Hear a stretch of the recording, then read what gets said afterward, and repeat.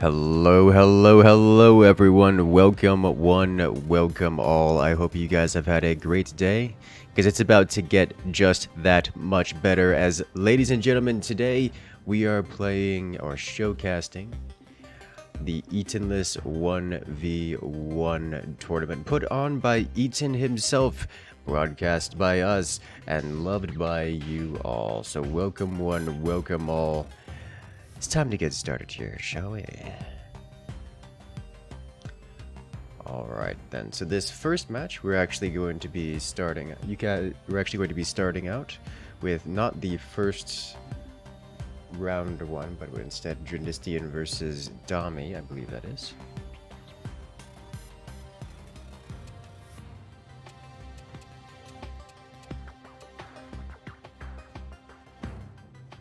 Let's see.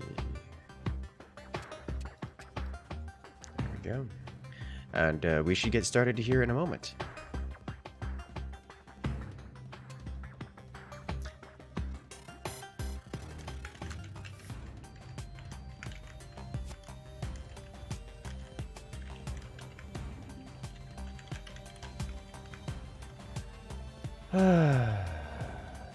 Excellent, yes.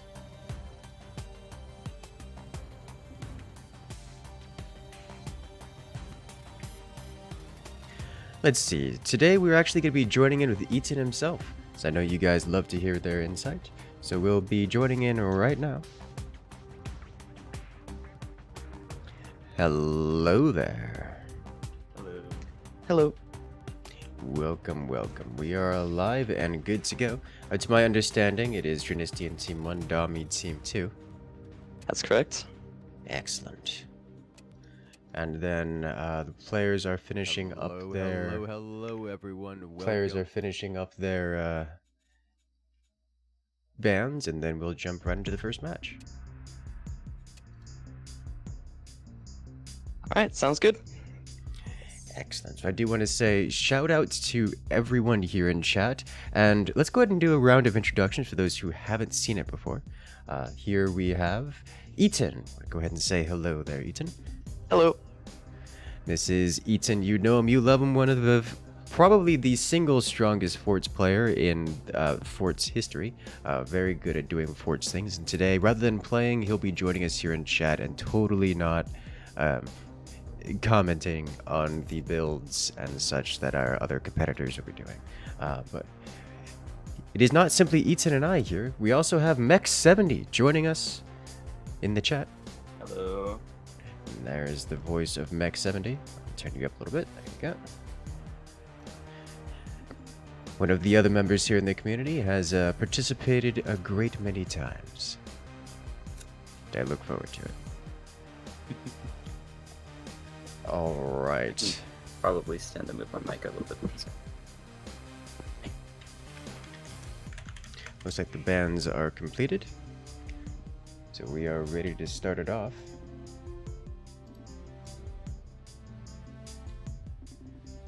Then time's up. Let's do this.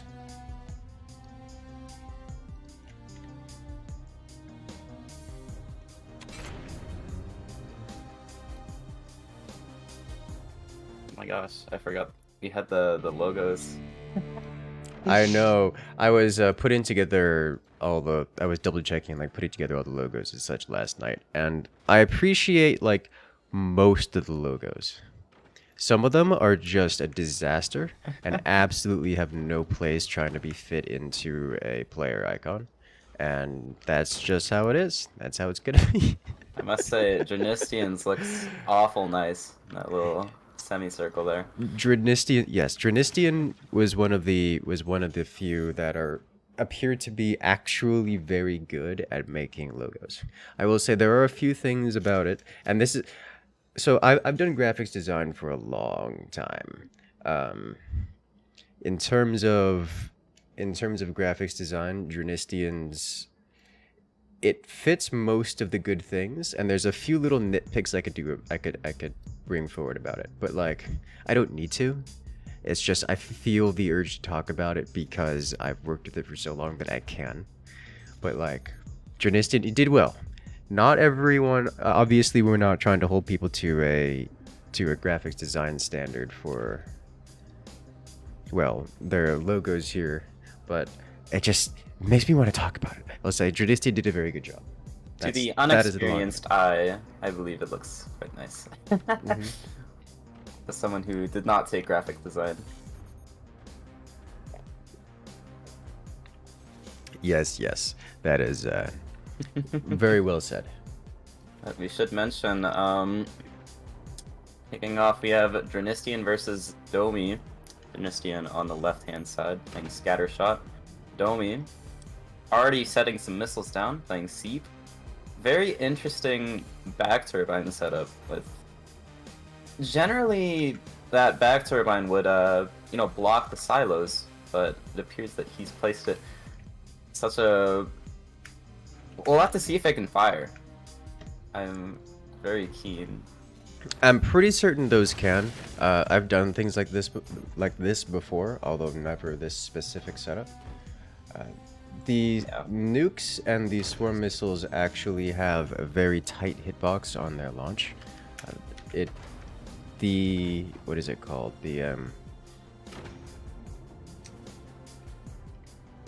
There is a check for the exclusion radius to see if they're allowed to fire, but if you can get past that, you can almost exclusively, they fit in places you would think they should not.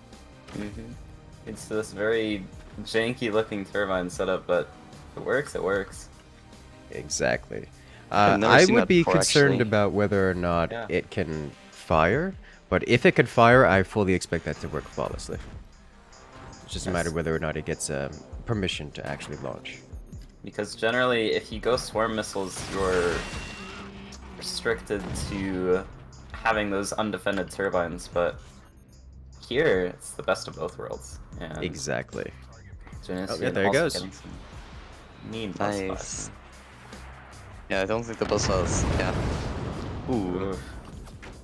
And takes a mine with it. That hurts. Another And critical the battery damage. and the metal storage. Okay. Ooh. Yeah. I'm pretty certain Drenistian was not ready for that at all. And it hurts. Not have enough defenses in front of his base in general. Like, I've said it before and I say it again. Like, swarm missiles, they're great at catching people off guard and undefended. Yes, and They don't do much, but they do break a lot of internal goods, if permitted. Yes, and they're especially surprising because he's playing the Seep Commander, so there's no red laser scope Exactly. when he's painting the missiles, so he has no clue where they're painted, he has no clue where they're going, he has no clue when they're coming. At least not until they hear the target painted indicator, at which point it's a little too late. Yes, by then the missiles are already flying.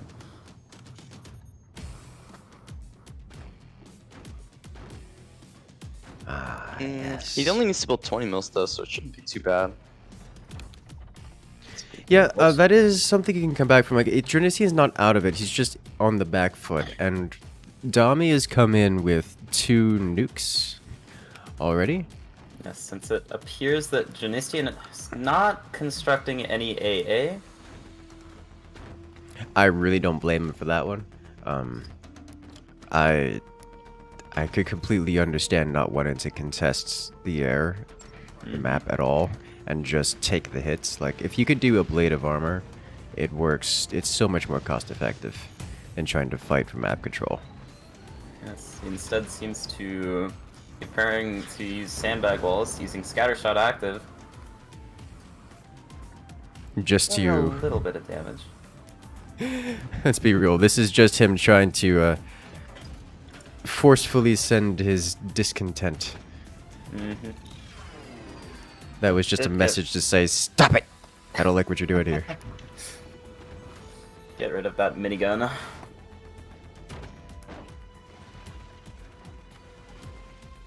And Domi doesn't have the batteries for Dukes yet though, so he's going to need... And turbines of course, so... Yeah. He's not quite ready no. to fire. Domi's not ready to start rapid firing those nukes. They don't have the energy production. They don't have the energy storage for it. I mean, I guess they could technically, they technically have the energy storage for it, but that's not. That's pushing it. That's pushing it real hard. He would have to shoot one after the other. Yeah. Very quick chain fire though. Like it's not a big. Not a big. That's one almost immediately after the other. Yeah. Assuming that they were on full energy to begin with, which in this instance they were not. Yes. I do believe having that double painting ability would be really beneficial for him, because nukes, their whole play is that they deal a lot of damage and they deal it all in that 1 second. So when they're landing separately, they can't maximize that damage because, you know, the armor's already being rebuilt. I mean, yes. The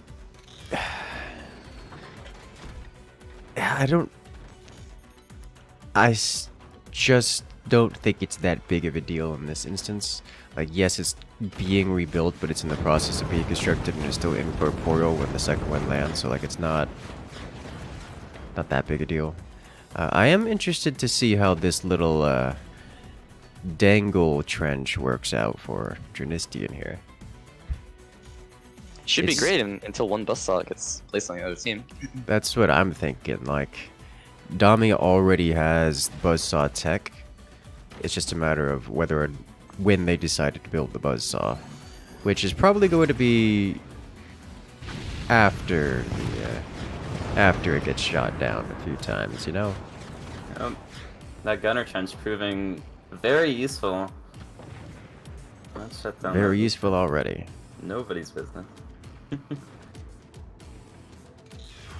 Hey, The way some this such big is- energy problems. And I really liked the cute turbine placement in the back, the rear turbines. It's just that's not sufficient to sustain this. Like you gotta move on at some point. Uh-oh.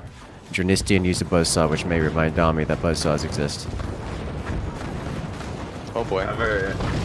Oh, secondary explosions. Dare I say a lucky shot with the 20 mil penetrating deep, causing everything to go away. Domi getting a little bit too ballsy with his battery placement. Just a little bit. You know, you gotta put batteries near the core. That's where the batteries are supposed to go. Usually with more than one piece of wood to defend, though. Yes.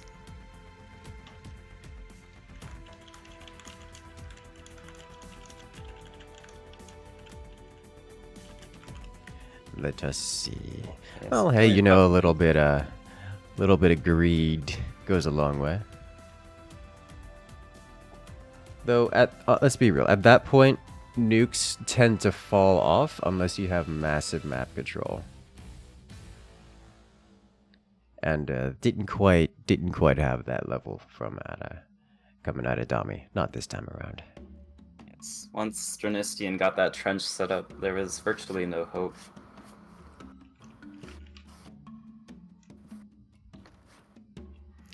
Alright then.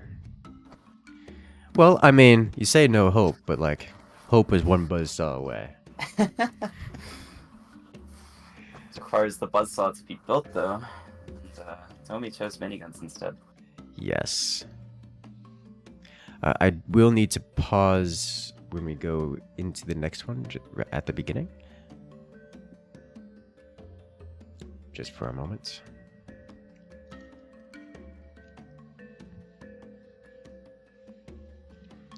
Let's see. Alright, so next up it looks like we have the Benson Preisvergleicher and Icebreaker. Icebreaker is AFK. Yeah. We can we're gonna do go to the next one after it. Fireworks. Firework and Pele. Sounds good to me.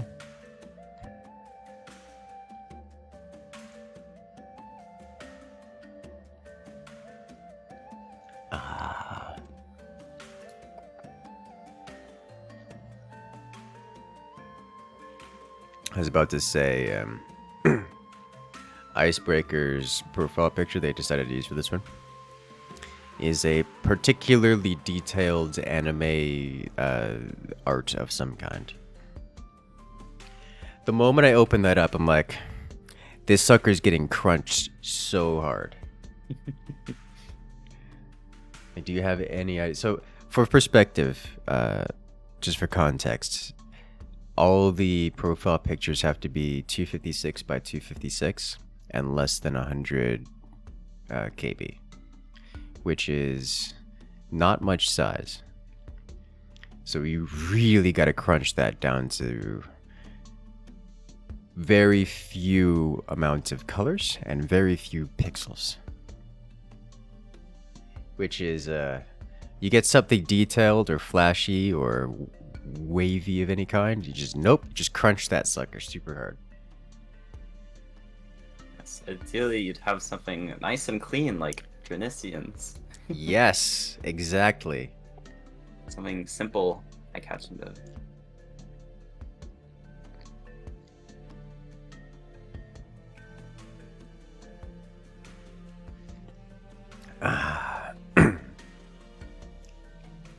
There's still a non-zero chance Eaton wins this. Oh no. The host always wins. That's great. Alright, so Keep Pele her on and ledge Firework. Alright, Firework, Pele on ledge grab. Teams are good.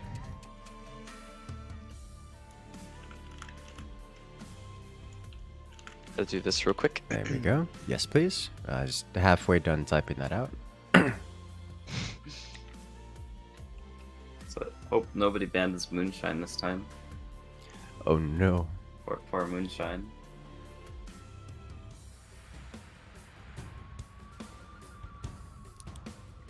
Architect band. Oh my. Not terribly surprising in my opinion. Architect is pretty strong. Yes, Architect is strong. It's You like just one of using those two. that's not particularly cheesy. It's like not this super cheesy or cheeky thing. It's a very powerful defensive as well as offensive ability. It's a very dynamic commander. Because the cheaper wood enables you to just make incredibly strong defenses, while 4 times build speed allows you to virtually get a cannon out in the same time as the active quests. Yes, which is great. I love it. And I also love the ability to reactively wood spam against nukes. Oh yeah. Like most of the time, if you aren't wood spamming before the nuke launches, it's gonna hit you before your wood becomes corporeal. But with Architect, nope. You get that nice thick. You don't even have to thicken it. You can just do the tiny little wispy single brace that doesn't have enough support to hold itself up, but doesn't matter because it's getting vaporized anyways. Yes, with Architect you don't even have to try. Exactly. It's so strong.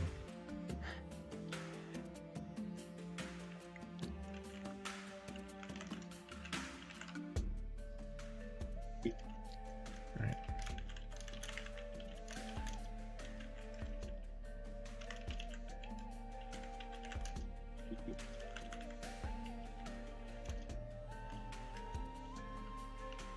And we are off.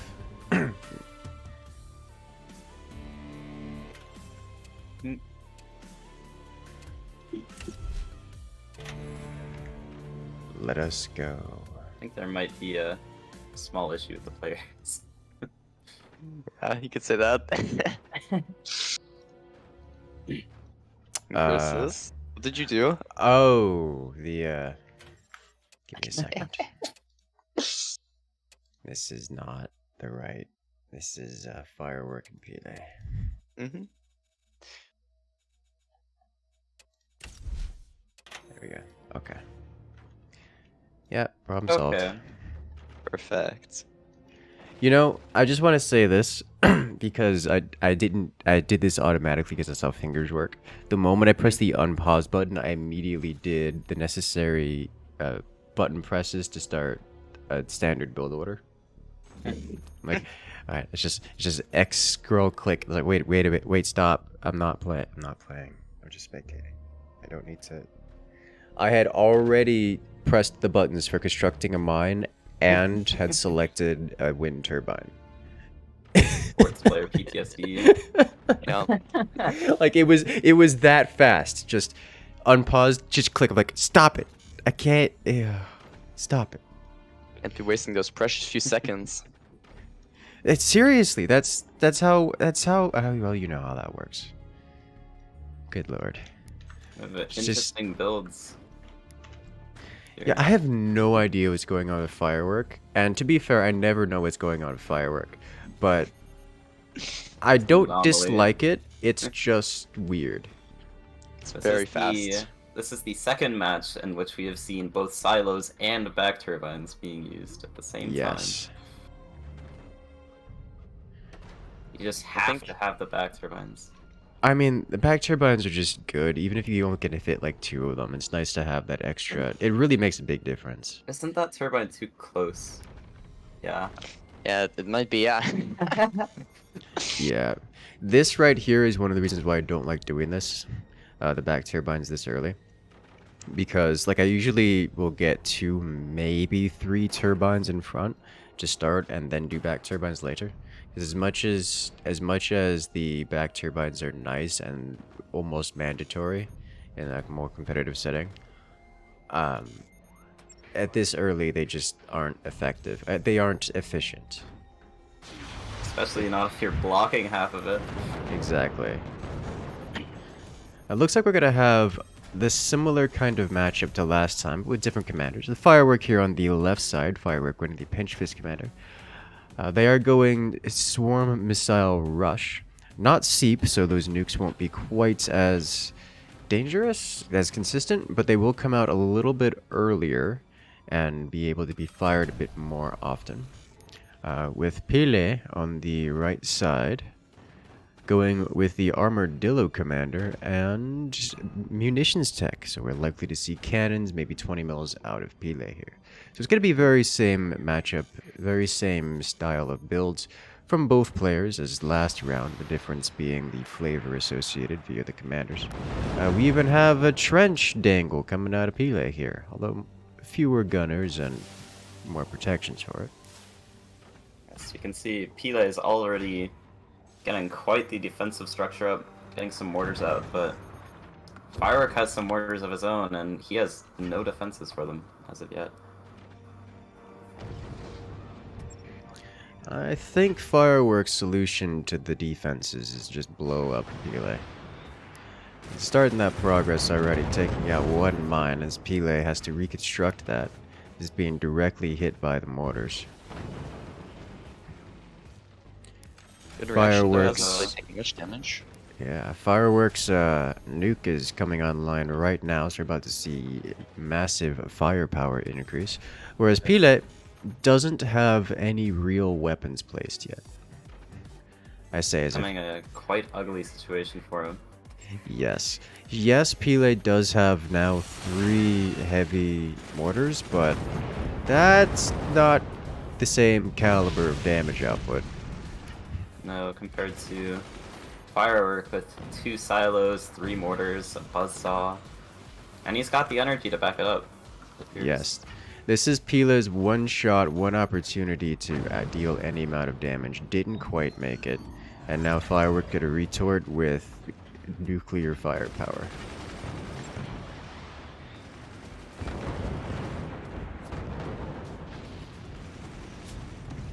And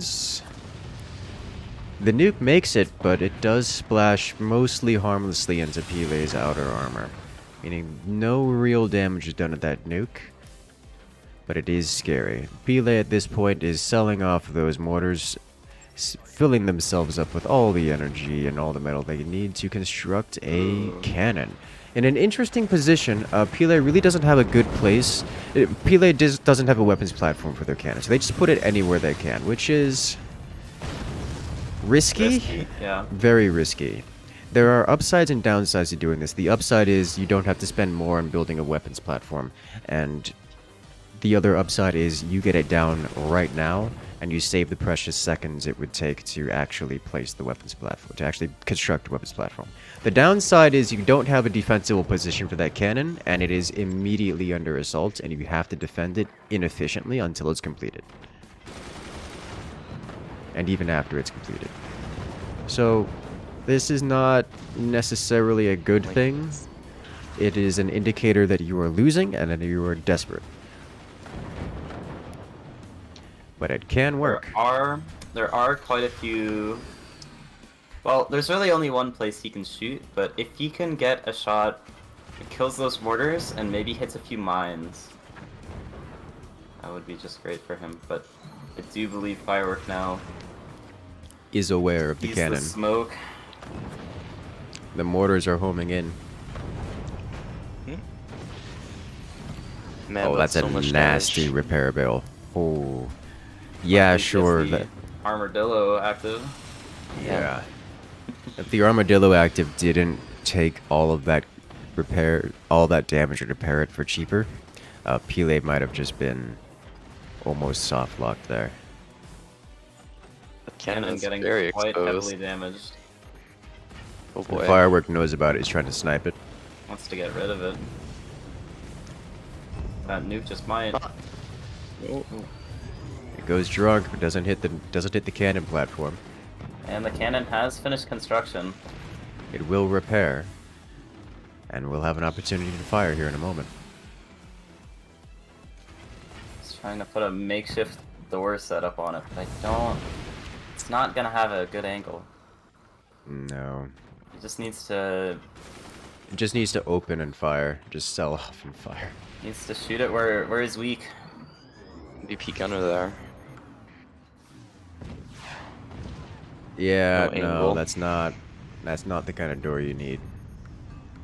And Firework immediately armoring up his cores.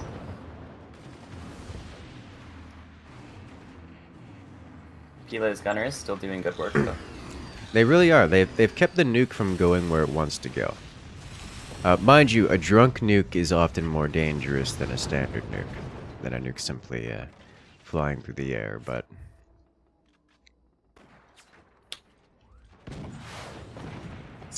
Drunk nukes have minds of their own. Selling the cannon. I wonder why. Maybe he doesn't like the angle. So, It's possible, yeah. don't know if it's the wisest decision to get rid of the limited firepower he already has. That's gonna hurt. Yeah, I'm not sure about that call.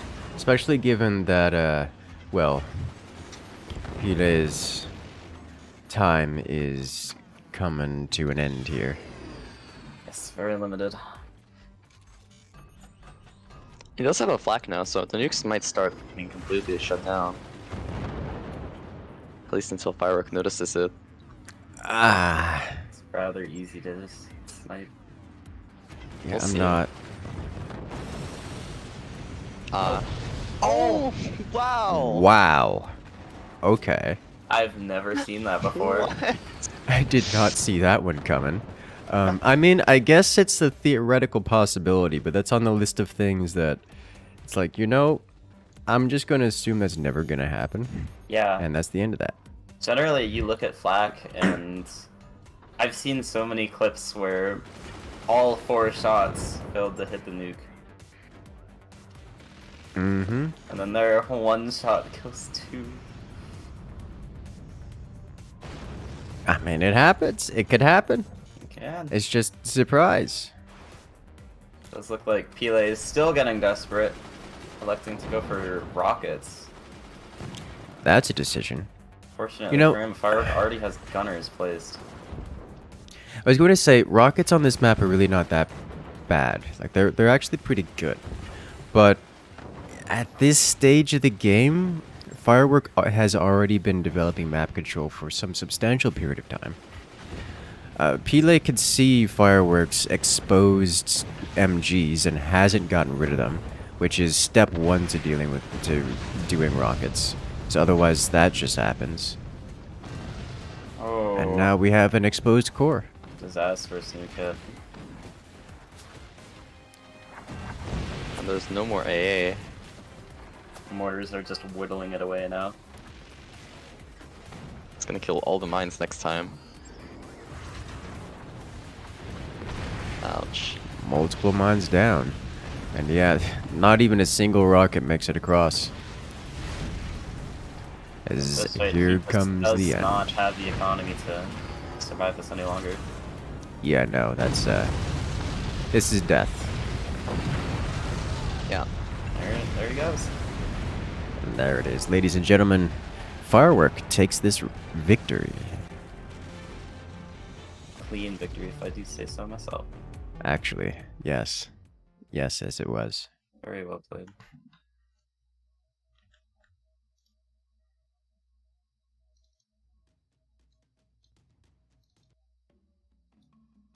Let's see, and we have Grizzo versus Armadillo up next. Excellent.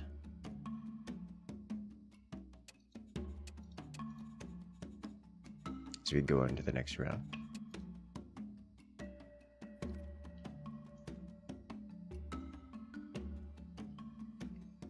Great Will bans Armadillo. Does that mean Armadillo just can't play this round?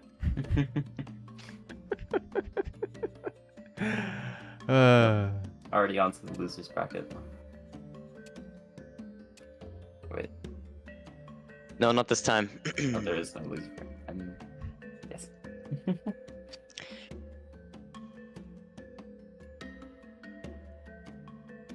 It's like we have Spook, Armadillo, Architect, and Pinch being banned. Excellent. Let's do Desert Ruins. Oh my. Hang time part 2. Alright. Uh-uh.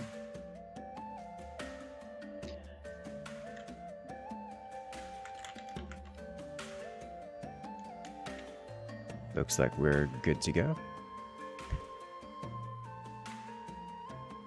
So ready up, let's do this.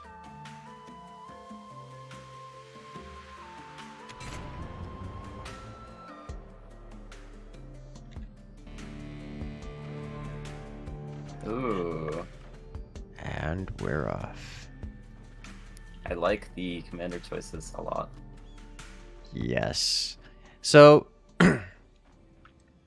this is an interesting one.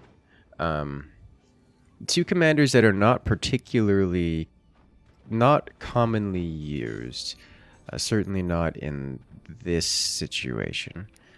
As fun as they are, these commanders are more known for fun rather than strength or competitive edge. So it's interesting to see them here. I do like them.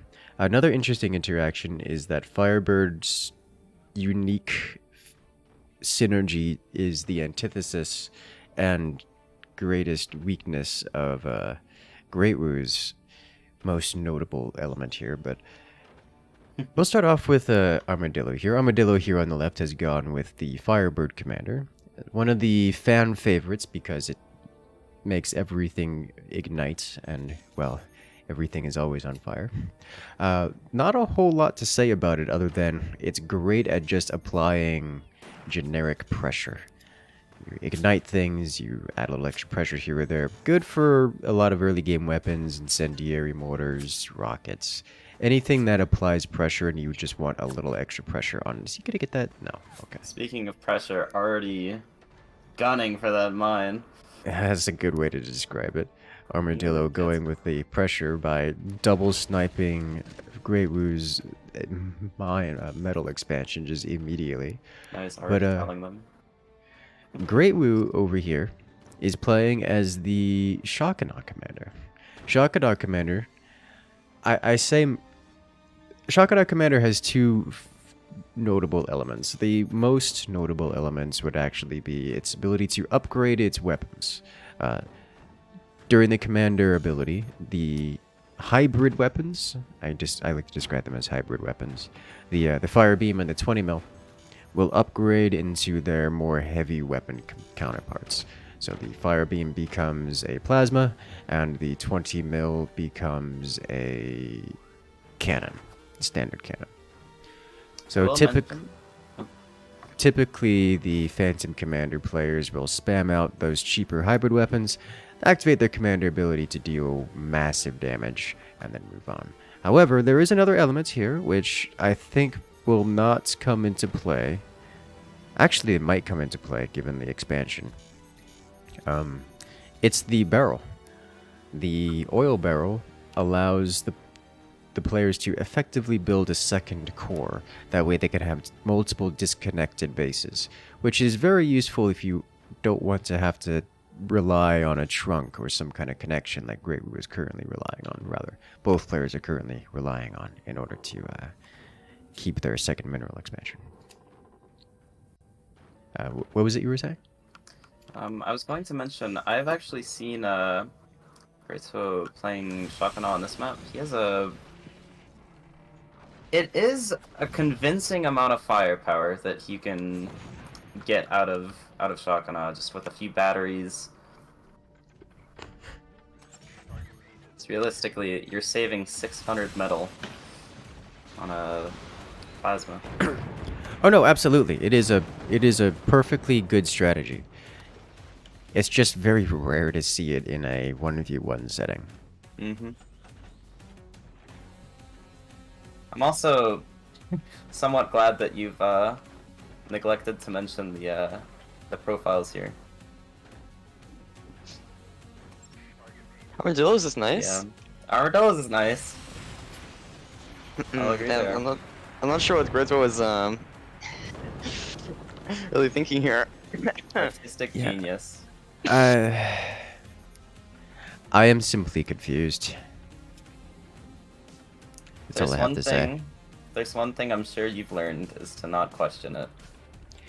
You are correct. I mean, well, I will audibly question it, but I will not make statements about what I think it is, and just wait and see. Yes, that is my current strategy on things. It's worked so far. With Armadillo placing down their fire beam. Mm-hmm. Both players opting to go for the swarm missile in front of the core. Interesting. Yeah, this is something I've seen a fair few times. I have not actually. So. My question is it worth doing? Because it does actually take a substantial amount of defense away from the front of your core. I believe there is a decent amount of stability you can still get. It's similar to almost having like a 6th mine on vanilla. No, it is different since it is just more firepower instead of extra economy. But I believe it is an edge that might be quite useful considering Grizzo is going to be, stacking up those fire beams as well. And he'd have to remove those defenses anyway if he wants to put back turbines there, so it's not really sacrificing anything and just getting extra nuke. Because he can't put a mine there either, so it's also true. Just utilizing the extra foundation space. Oh, Commander active out of Armadillo means Not we have noticing the snipers on fire. And it burns. Great Woo's fire beam and top sniper both burn. So Great Woo loses his sniper. But Great Woo here does keep one of the fire beams. Kind of surprised to see Armadillo isn't trying to finish it off with their own fire beams. So we're going to have fire beams out of every player. It'd be one fiery match. Very fiery. It's like Armadillo is trying to either hit the mines or that fire beam, but it burns. Yes, Great Woe is already electing to just place down a shield, not want to deal with it for his mines, but that buzzsaw is going to be a bit challenging. Yeah, honestly, the energy shield's probably the way to go. Maybe if Great Woe could get a barrel back there, but of course, dealing with fire, Oh, that's yes, risky. he has actually chosen to go for the barrel. Now, I believe he does have enough doors in front of it so that Firebird's fire beams don't penetrate through. And I should note also, her fire beams actually gain an additional penetration when they hit structure, so that is something that he needs to be careful with when he's designing these door setups. Yeah, I'm not sure that barrel might be exposed actually to the fire beam. Oh, it certainly was. I don't know if it is as still. I think he has enough doors in front of it now, like they're spaced enough apart. Yeah. Like, I was thinking it... Personally, I thought I would have liked to have seen it sitting closer to the ground behind the mines. Just to guarantee that it's much safer. Because here you can still get door sniped here, so the gaps, those fire beams, it gets really rough. Are we seeing this portal action here? Oh my gosh. I mean, that's one way to do it. Yeah. 2 fire beams are honestly doing some work, though. As soon as he places a shield down or just gets a little bit more defense, I don't think those 2 fire beams are especially going to cut it. Here we go. Whereas Great, so it does have those plasma lasers. That's right. Plasma fire beams. Fortunately, he misses this one, but I do believe it can be rather worth. I am simply concerned because Armadillo only has a single door on their fire beams, and there are plasmas on the field. Yeah, but he doesn't know there's single door, so it's probably fine. Yeah, Oh! that's how that works. Nuke That's a these lot of with the damage. Gunner's bullets. Fire everywhere, and the gunners failed to defend themselves from the nuke. The nuke lands, which is just really rather unfortunate for Armadillo. Yes, quite. I think one Portal nuke. strategy... Uh-oh. Oh. Hefty Good damage damage. there. But I think one strategy that I think Armadillo was trying to rely on was... I think he was hoping to burn out the nukes before they landed. But this map is too short range for that to small. happen. So it doesn't matter how soon he ignites the nuke, it will always land, regardless. Yes.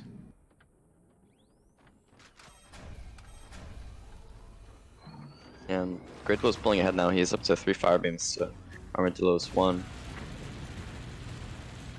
And he has a little bit of upgraded mines as well, so...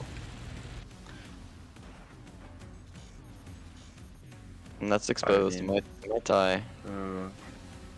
If he shoots a little bit... Oh. Okay, he could have killed it if he shot again. Just a little bit higher.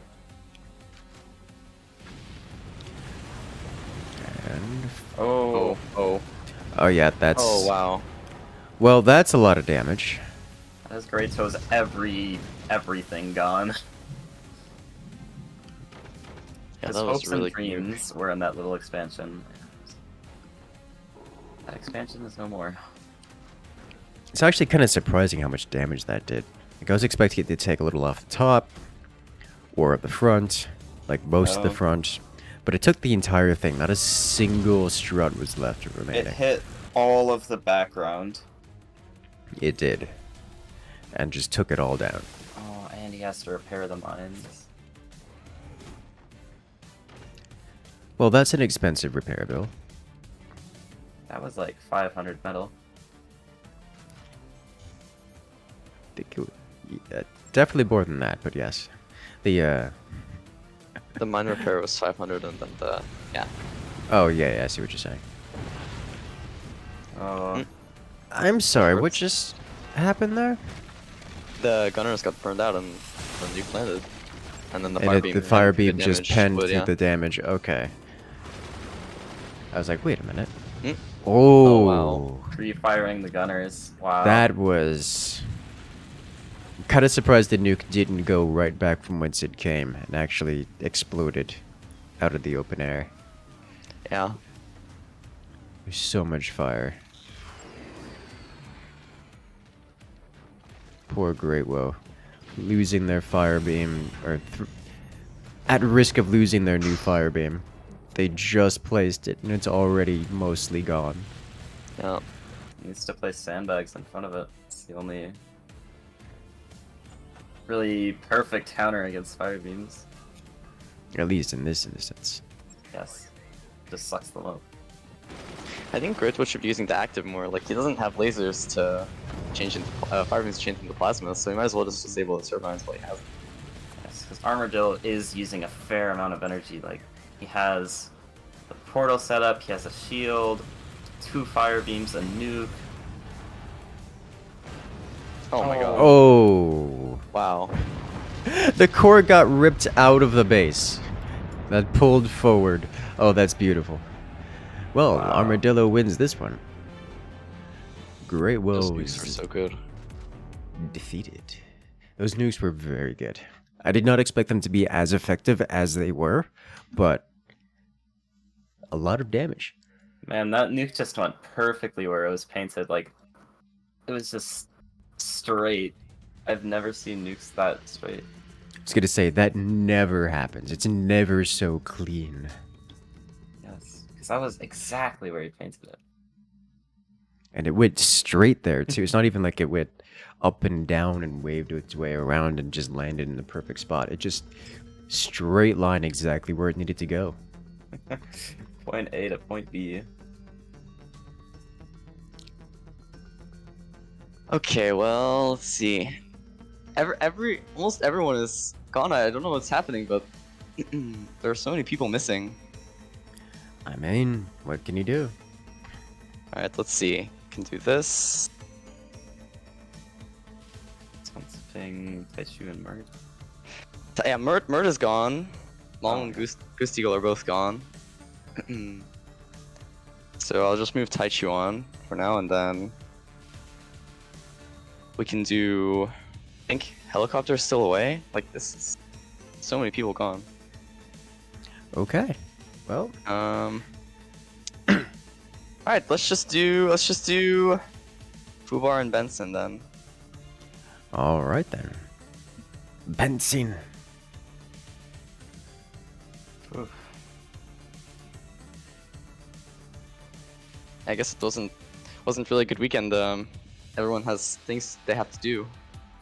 I mean, it's not like the signups were that long ago. I mean, people generally know what they're going to be doing the following week. Yeah. Like it's the week after the holiday. School's only just starting up, you know, like for universities. It's a great weekend to do things. It is a Saturday though, so I don't. It think there is should a be- Saturday. I don't know. I guess. Yeah. No, it's just Eight- some. It's 8 other o'clock things, in but- Europe about. Yeah. Okay.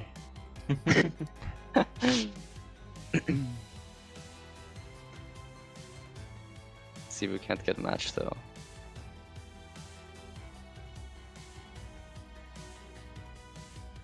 Yes.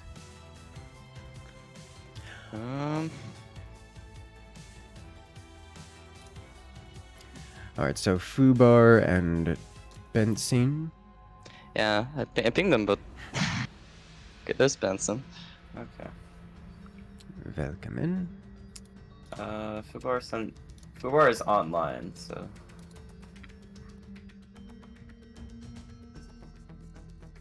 Give him a minute. Which map is this actually? Abyss, okay. Okay, great. Okay. Get to watch some Abyss gaming? Oh my gosh. Yeah, this will be interesting, I'm sure.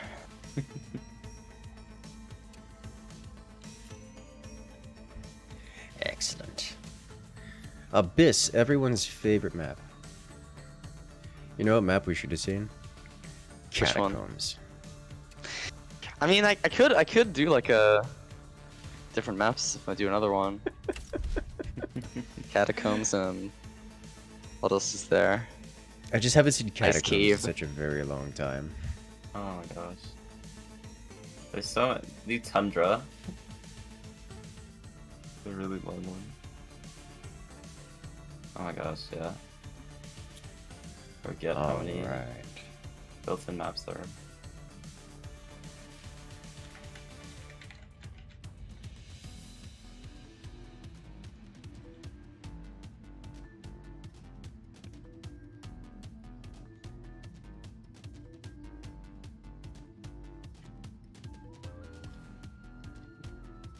Well, guys, make sure to take this time to hit that like button, hit that subscribe button, hit that follow button, and remember, if you guys like Fort's content like this, make sure to join the Fort's community. Fort's community Discord is the place to be if you were looking to get involved with any and all Fort's based activities. You want to join a tournament? Well, there's tournaments coming up all the time. In fact, the Fort's Pro League and Fort's Amateur Leagues are coming up again soon.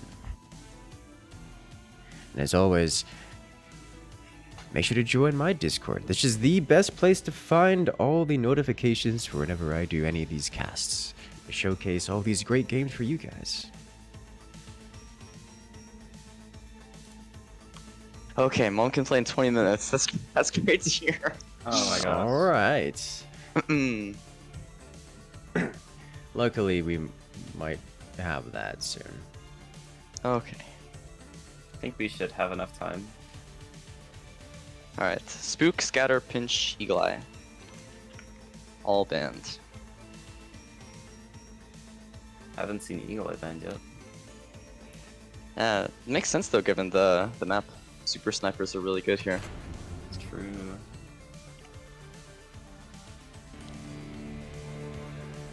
Oh wow. Love to see it. Fubar picking Buster. Interesting. Benson going for Classic, the Architect. I'm a big fan of Architect. It's one of my favorites, right behind Spook. Yes, especially on this map because You gotta there's make so much wood. expansions that you have to make. Though Buster is also quite a good commander for expansions. The free foundation passive. You know, keep forgetting that's part of Buster. I never remember that's part of Buster. Yes. Um, Though I think the main idea that he was going for was maybe the depleted uranium heavy mortars, or I guess rockets in this case, since he has an armory. Depleted uranium anything is amazing, especially on a map like this where you can't build things far enough behind they are otherwise immune to the incendiary effect. Yes.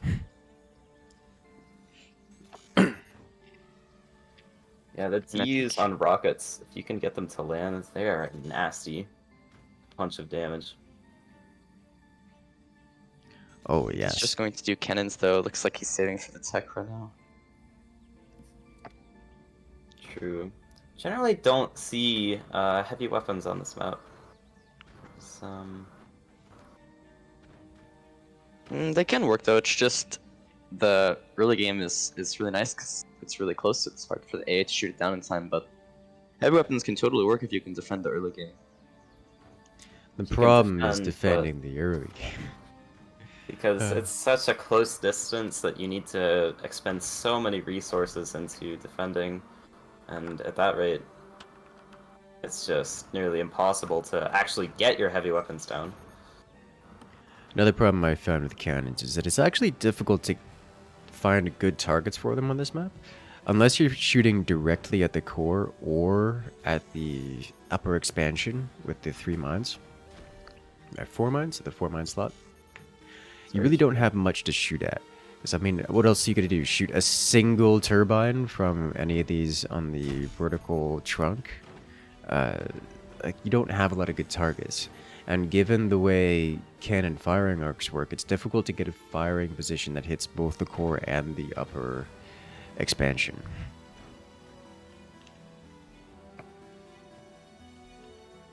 Yeah, it's going to be quite hard for him to really get a significant foothold in map control. Indeed. So I find it difficult to, even if you get cannons, I find it difficult to use them other than just fitting it somewhere that shoots explicitly at the core and hoping you never need to shoot it anywhere else. Which is not amazing, but I mean, it works. It's a strategy. It is certainly one of the strategies of all time. Now we do see Benson going for a more common strategy, starting off with double shotguns at the top of his base. And oh wow, Interesting. Benson Cannons as well. also going for heavy weapons. Very interesting. A little bit more understandable for the architect player, as they could just kind of apparate a cannon effectively out of nowhere. But those shotguns are already worth their weight in gold. Yes, they've killed, oh, what is it, 3 turbines? And if he focuses his attention on the top base, or the top part, those mines are just free for the picking. Yes. Oh, yes. I'm wondering if Benson's gonna move their attention up there now that pretty much every other target is removed. It does appear that Fubar got shot up there once. And no longer wants it to be a target. Yes. Understandable. Yes, going with the sandbag option. Sandbags are pretty good counter against shotguns. They can tank, I think they can take an entire shotgun volley. I mean, it's still worth it. Just I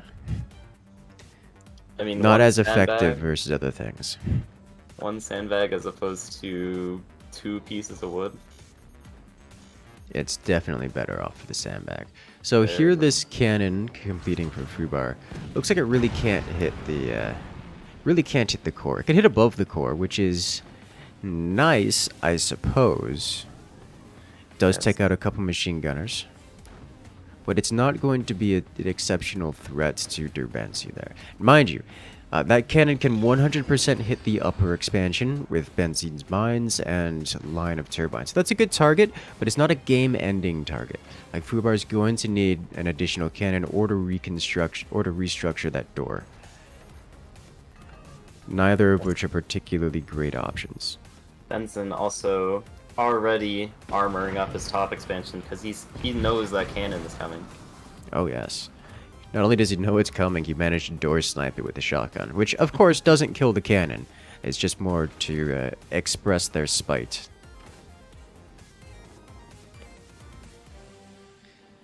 You know, if you're going to tell your opponent that you don't like what they're doing, what better way to do it than a shotgun blast to the face? Agreed. We can see Benson using the architect ability, getting a rapid cannon out at the bottom of his base. There it is. Fubar does not especially have defenses in front of his core, though I think he's building up now. Though below might be a very good target. You see, Durbency's cannon, it can shoot the core, but it can't shoot Fubar's upper expansion. This is just how that goes every time. It got pretty good worth killing a shield, because all he needs is to kill a shield, and then his shotguns can just do the rest. Yes. Oh no, it's super worth. I mean, the cannon, they're still effective. It's just not game ending, which is typically what cannons are used for. He's trying to get to that cannon with just blow through with the shotguns. I don't blame him. I don't blame him at all. So I'm getting a EMP to replace that last shotgun that he had. Smart Interesting. choice. I like it. I like it. Yes. Because Ooh. Fubar has no map control elements. He only has that one cannon, and cannons are not exactly renowned for their map control ability. That's a good way to put it. Oh, But lacking the shotgun it's follow-up. exposed. Yeah, that's going to put Fubar a little bit behind on the map control side of things. Losing turbines, getting EMP'd, losing machine gunners. Yeah. Fubar is not in a great position here. I mean, Fubar's cannon is not exceptionally threatened. But Benson is looking to get themselves set up to make a punch on the core, with Benson's cannon being aimed almost exclusively at that core. Additionally, second adding cannon a on the second way. cannon. Yeah, Fubar is nearly just soft locked here because Benzene is not letting him use that cannon. I mean, I wouldn't. Like, you've got an EMP and Fubar's not stopping you from using it. You might as well lock him down, right? Oh yeah, I think he's been shooting that for a good minute. Good for him.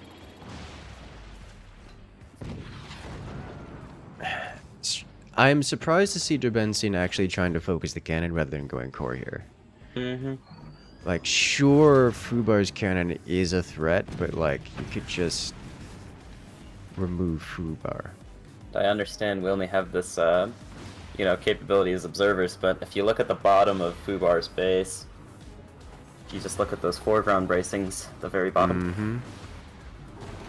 Mm-hmm. Mega stressed. They're not quite very happy. Though, I don't think I've ever seen Abyss Fort collapse when those break. At least not without some extensive deformation causing critical issues. Yeah, that's true. I was more thinking to just double shot those cannons straight to Fubar's core. Oh yeah. They definitely kill it. Like, that's not... You could just do that. Like, unless he's got energy shields in there, or all of that is interlaced metal, then you can just kind of punch. Oh, but he does get the cannon. That's effectively game ending, but it's the long and slow way to do it, which is fair enough. He wants But to no. make a statement. Yes. I will defeat you in detail because I can. Now he's gonna go for the top mines. That's what the shotgun's for. Maybe not. No, he's just gonna get a You third. just get a cannon. third cannon. You're getting a third... Why are you like this? I think he's gonna get a fourth. I think he is building for a fourth, yes. He's definitely getting a fourth. Oh my god. He doesn't have enough cannons. He can't break through that. Oh, of course not. It's a lot of wood. Oh.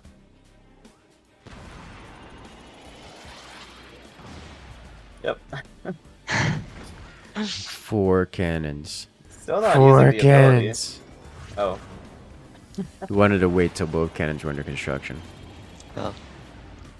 Benson doesn't even have the energy capacity to fire 3 cannons. They look cool. They do look cool, that's for sure. Yeah. That's the thing we have to take away from this. 4 cannons looks cool.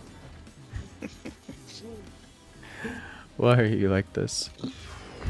They don't even have doors on them. Yet. Yeah. Good lord. Well, you know, I think Benson is got the advantage here. He really is just fairly shooting everything substantially. but the core. He really is, like, literally everything but the core.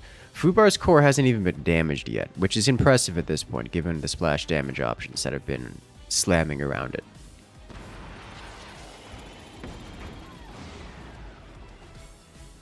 Now, any of those EMP hits could have gotten close enough. Cannon rounds. There it is. Triple cannon. Never mind, Straight to the core. Maybe the 4 cannons was necessary. See? There, he used all 4 cannons. He built 4 cannons, and he used all 4 of them, alright? Derbency coming in for the cleanup and the victory in this match. Well done, well done.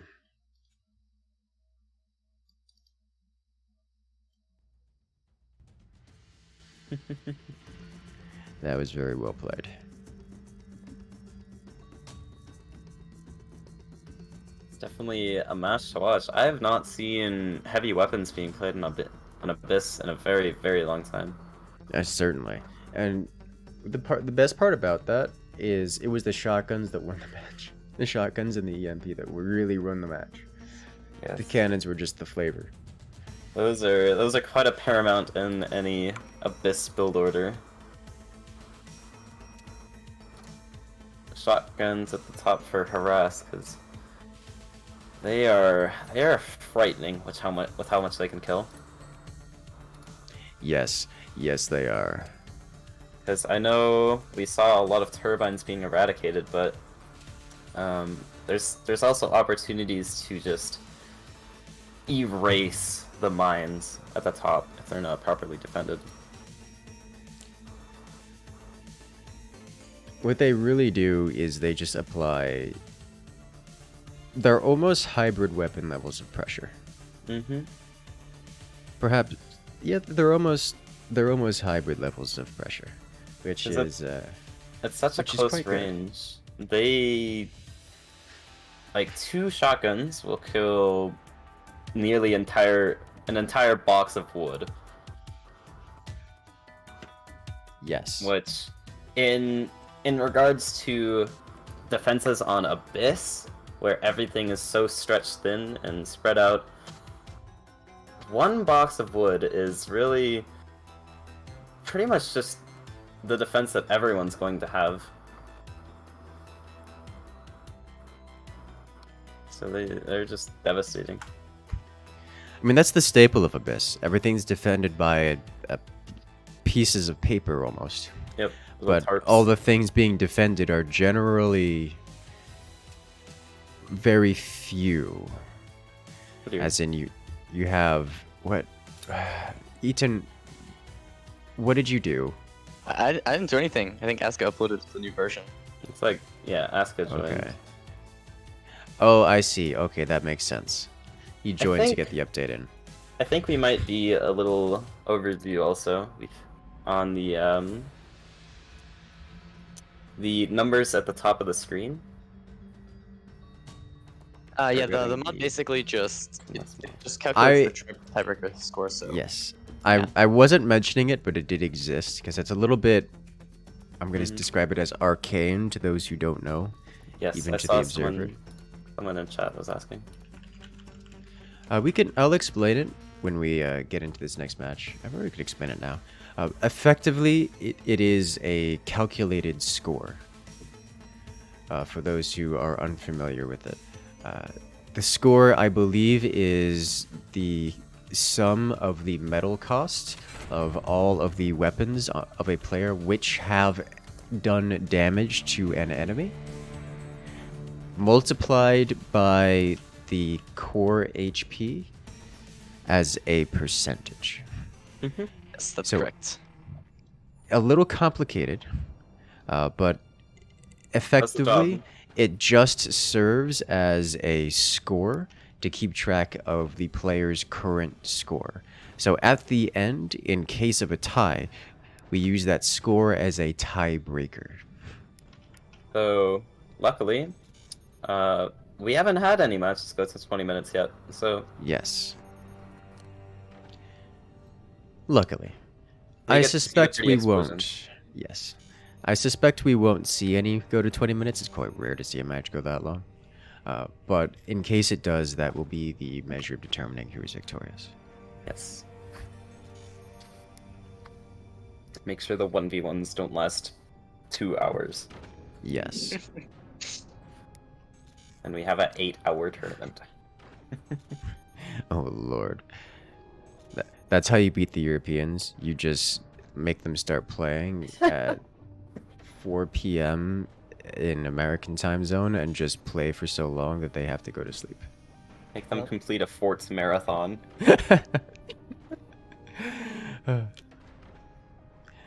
Are we seeing... I think this isn't going to be out of Armadillo. Alright, I don't know what to guesstimate this as. Armadillo is playing Firebird, and is opening EMP. Oh. Opening EMP is not terribly surprising. Like, we've seen it a million times before. Just a token EMP to keep your opponent honest, it's fine. But they're playing Firebird. They're getting they're getting storages. They're going up to heavy tech. All right, that's fine. They're not gonna do a rocket rush here. So that EMP, ignoring that last shot, did get quite a bit of worth, and it's disabled 3 mines at one point, and disabled the core. Every single core hit is a nice, strong hit for that. Oh my. Now, it's not especially game-ending, given that Firework also is getting... It appears he's just going max into eco before he gets any weapons of any kind out. It's already got 7 mines, 3 turbines. Working on an upgrade center. I am so perplexed. Like, the amount of times I have seen eco first work in any match, let alone a 1v1, is like it can be counted on a single hand. Well, it's becoming a little bit more prevalent now. Yeah. And I think he's But- just going through missiles, so it's fine to do the mines first, because his weapons will be faster than heavy weapons anyway. Given that Armadillo is not stepping up to any heavy weapons as of yet, I don't think Firework's going to be punished at all for going into economy. You know, I've got to agree with you. Like, I was assuming Armadillo was going for heavy weapons, but instead we see a workshop. We see both tier 1 techs, which is uncommon, but nevertheless, this is the world we live in now. I actually don't think Firework's going to go into heavy weapons. No, I think he's going swarm missiles and the nukes. Yeah, Yeah. there they are. I can already see 2 being placed at the top ball. That was my thought on the upgrade center. Just max mines, which is understandable, into nukes. My question was whether or not he's going to upgrade those mines first, which it seems not, which is much more standard. Yes. It's not like he has a need to. Yes. Especially given Armadillo is not playing aggressive at all. No, not in the slightest. Also not really going for a late game build. I mean, I guess it's got to be a late game build because it can't be anything early. But it's not an extremely strong, heavy hitting late game build. It seems to me like it's an early game build that is going into late game.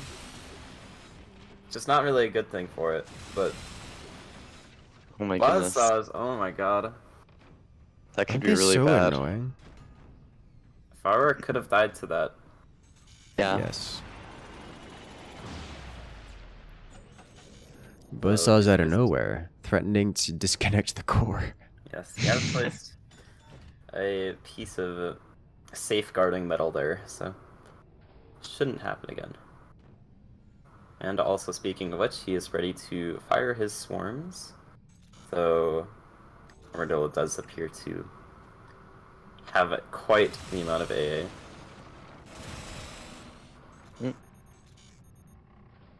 Wait until Firework is about to fire those missiles and then get immediately buzzsawed.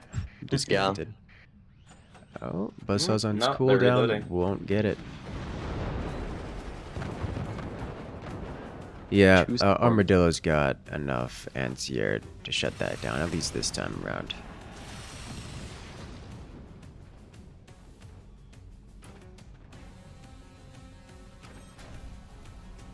Oh, AP. and Armadillo also finally stepping up to a factory.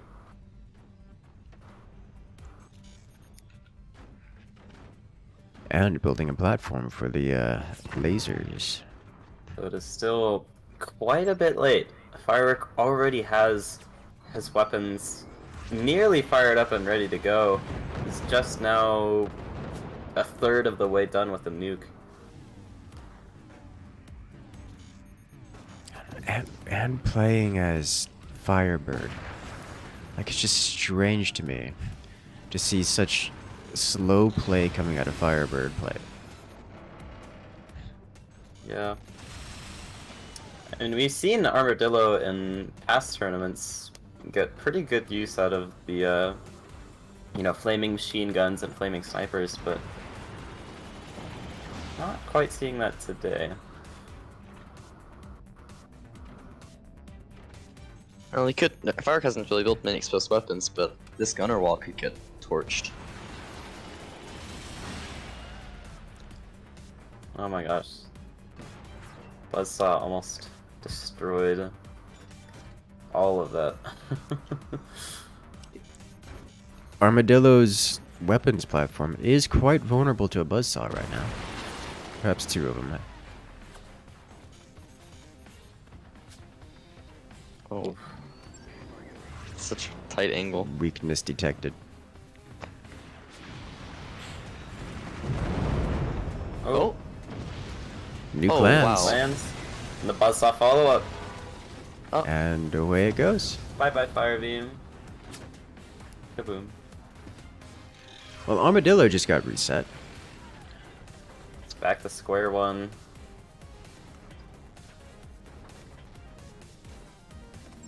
And Firework is just continuing his assault.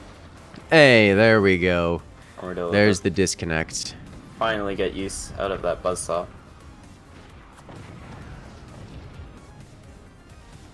Man. Firebird just igniting things, just wiping out gunners left and right. It's beautiful to see.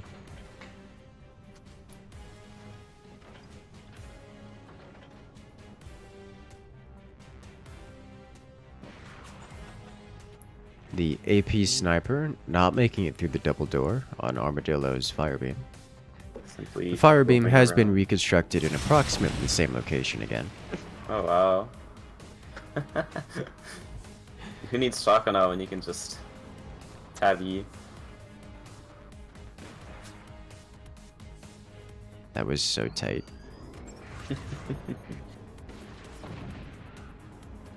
AP sniper doing AP sniper things. Flak shutting down pretty much the entirety of that swarm missile and the nuke with Yes, one ball in. brilliantly fired flak. But I do think that top sniper has an angle on it. Firework can find it. Seems like he wants to now. There it Yep. is. There we go. And that bottom flak can't... Bottom flak isn't alive anymore, so I suppose that's the end of that. Oh, wow.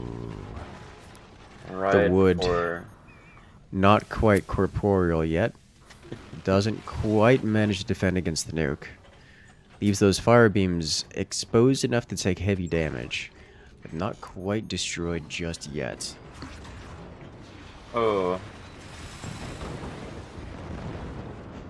Balls map? Yes, balls indeed. No ball swing this time. Luckily. Luckily.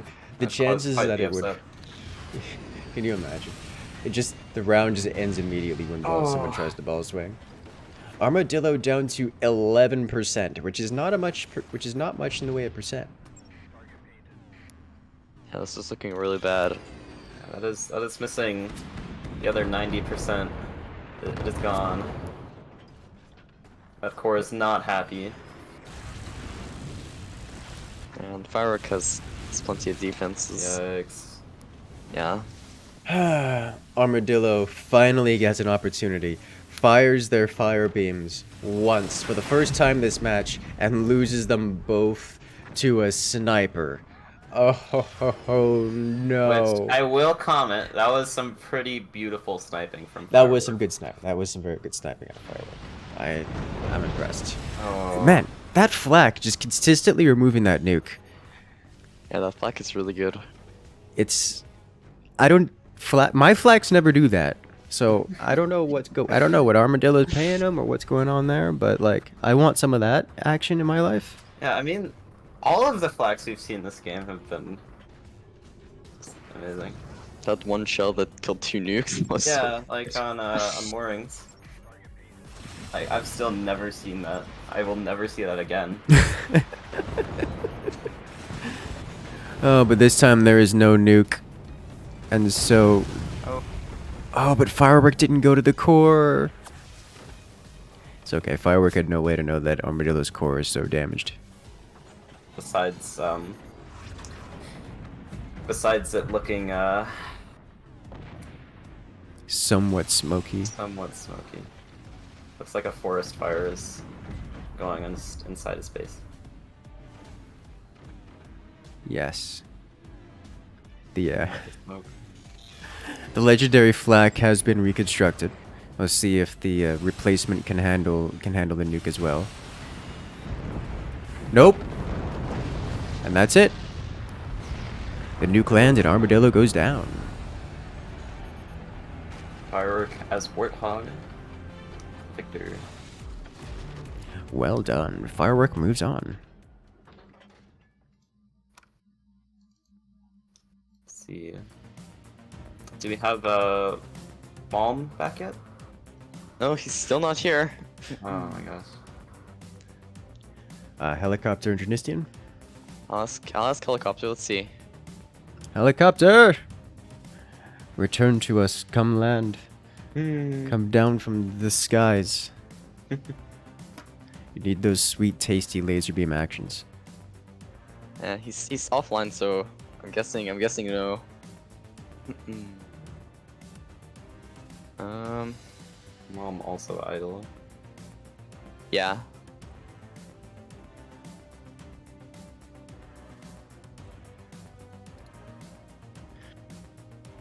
Okay, well, Oh, if helicopter's not here, then I guess. I mean, yeah, if Drenistian helicopter just and Mom fly. aren't here, then we'll just give Drenistian the win and then Taichu the win and keep going. Taichu has made it all the way to the semifinals without playing a single match. I've never seen. I mean, it is what it is. Like, they knew the rules. They knew where to be. They knew the time. Like, all of this was announced. I had a countdown for the past day. Yeah. But at least now we get to watch some best of threes.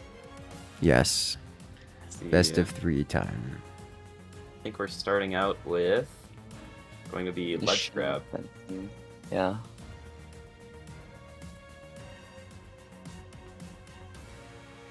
Just team 1 Drenistian, I think. Yeah.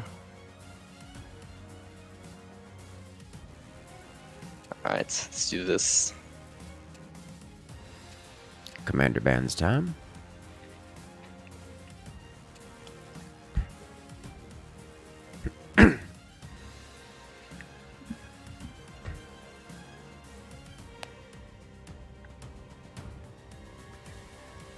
And then, so we're doing the commander bands now, and then we'll be jumping into this next match. Specifically, Drenistian versus the Benson Pressvergleicher.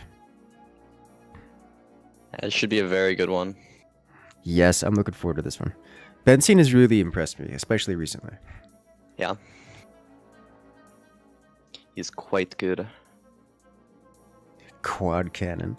I love how I fully trust Benson was where they did not need quad cannons. He just wanted quad cannons. Because you can. Gotta make a statement. Exactly. And I'm very happy with this. I mean, I've never ever seen anybody else make that statement, so Quad cannons on Abyss. it was a statement indeed.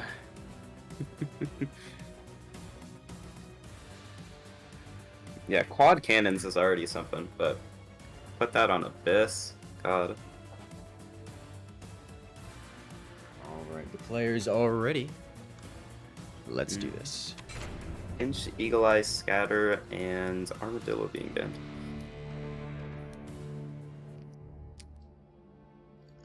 And we're off. Ladies and gentlemen, if it isn't ledge grab, we've seen this map in the tournament once already, but now it's Drenistian versus Benson. Drenistian going up to 4 mines, playing as the Warthog commander in this best of 3. We'll see how they play this one out, selling off some of their early metal, some of their armor to fund that economic expansion. as their Benson is doing the exact same thing, except they're Yes. playing as the Architect Commander. Oh So my gosh. slightly different flavors. And they both placed down the armory at the exact same time. Just You'll love to see it. it's like when you're looking in a mirror and their reflection's just barely off. The armory's on That the sounds top, like the some armory's on kind the of bottom. horror movie. Imagine waking up in the morning, look in the mirror, and like you can tell it's just not. It's just the mirror's just not having it today. It's like, wait, that's not how mirrors work. Oh my gosh, it's Mirror. the same build. Mirror has been possessed.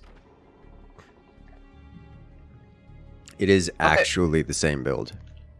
But that's what I mean. Like, when you look in a mirror, it's just like perfectly reversed, but like it's also flipped.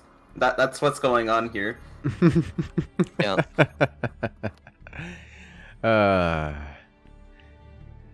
Alright, I'm waiting to see when or if they diverge.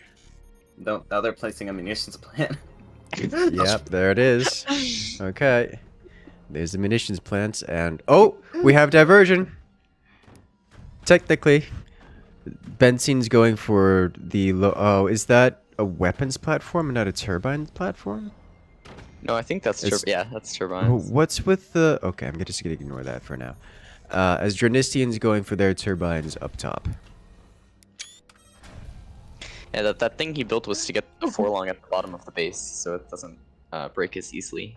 Yes.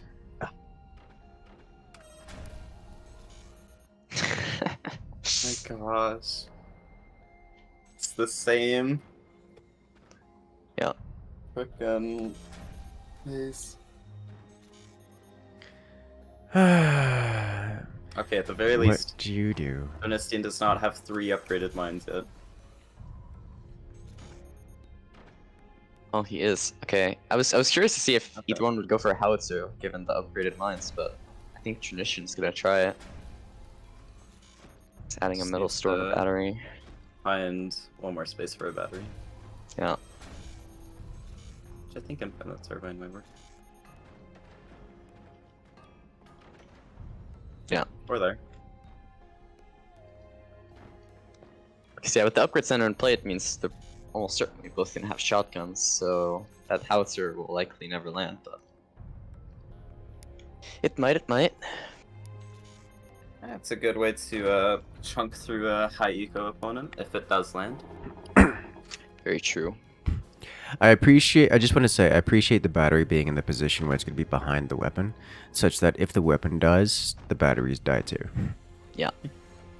Which I think, unironically think is one of the better places to put it, because if the weapons die, you don't need the batteries.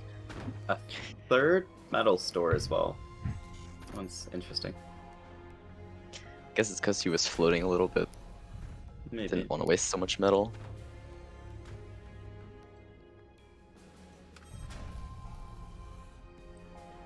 I think Benson's gonna do a third cannon already. If Benson has predicted or properly scouted Drenistian, I don't see why he wouldn't, because he knows that Drenistian is gone full cannon and full eco. Though You it can may also as see the well, exposed storages, so yes, you may as well not- just do that. it's Like- not quite getting the howitzer defenses ready. I don't think maybe he really just not needs yet. to just yet. Like, the players should know they have a few more seconds left before things really start kicking off. Drenistian is arming up their weapons platforms before the core. Benson is arming up the core before the weapons platforms, but I think we're going to see both. Yeah, we see them both, just slightly different orders. Keeping up with the mirror theme.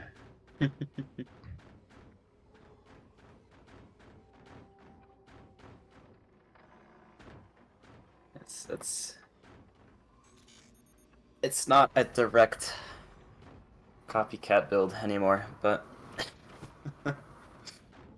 But it's close. It close. is. It's copycat themed at this point. Benson's gonna have a quite powerful opening coming out here soon. Just look how much defense those cannons have. Beautiful. Good lord. I'm into it. Like, Benson even knows the howitzers are coming. They've got the howitzer defenses and defenses around the cannons. I'm surprised to see Benson has waited for all 3 cannons before firing at all. Maybe he's looking to catch him off guard. Who knows? I mean, I don't think anyone's being caught off guard by anything at this point. That's a very good point. Though I do fear that the howitzer and 2 cannons might actually punch a hole through Benzine's core defense. Oh yeah, I could fully see that happening. Oh. Especially with the Warthog empowerment. And there's the exposed core and the 3rd cannon. Oh my Could goodness. do it. Oh, cannon just Architect. Oh, ho, ho. An Architect rebuilds it so fast. Okay, well, you tried. I was gonna say, Benson, I didn't really see a reason for him not to be firing constantly. Drenistian absolutely had a reason to not fire until all the weapons were completed.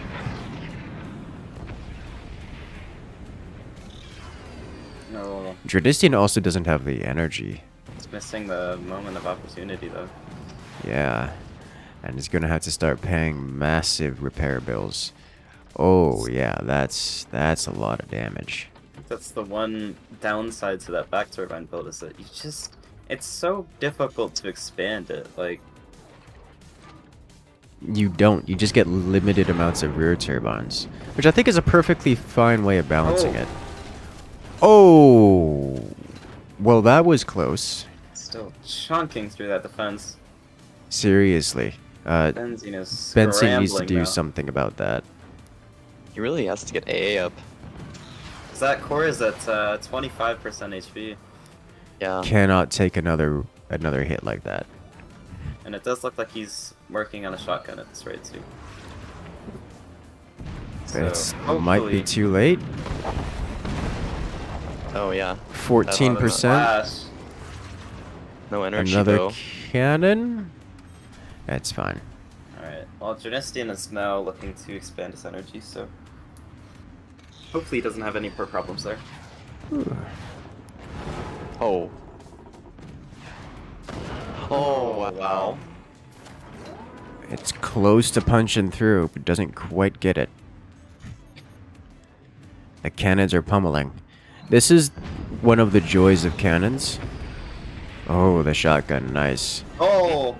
Oh, but Benzi's lower core takes the hit. This is one of the joys of cannons. They don't really win by punching through. They win by draining the opponent of eco. So these bases, even though they are constantly being reconstructed and rebuilt with high eco, they're not being reconstructed to the same fidelity, to the same integrity as they were before the cannons are had hit them. And that's just going to keep happening until someone finally breaks. That's how Okay. cannons work. If you remember their Benzine's initial base, and now you look at it now, It was There's once a- so pretty. an amalgam of wood. So it does appear to be quite the defensive powerhouse. Yes. Defensive powerhouse as it may be. It's only a matter of time before someone finally breaks. Yep, those cannons really just labor away at everything. Oh my goodness again. Indeed. And the question is who breaks. Like, that actually penetrated deep enough to hit the cannon directly. Oh. It just didn't break the cannon. That shotgun. Clutch. But the buzzsaw, Look at that, is so close to getting through. buzzsaw could be game ending for Benzine.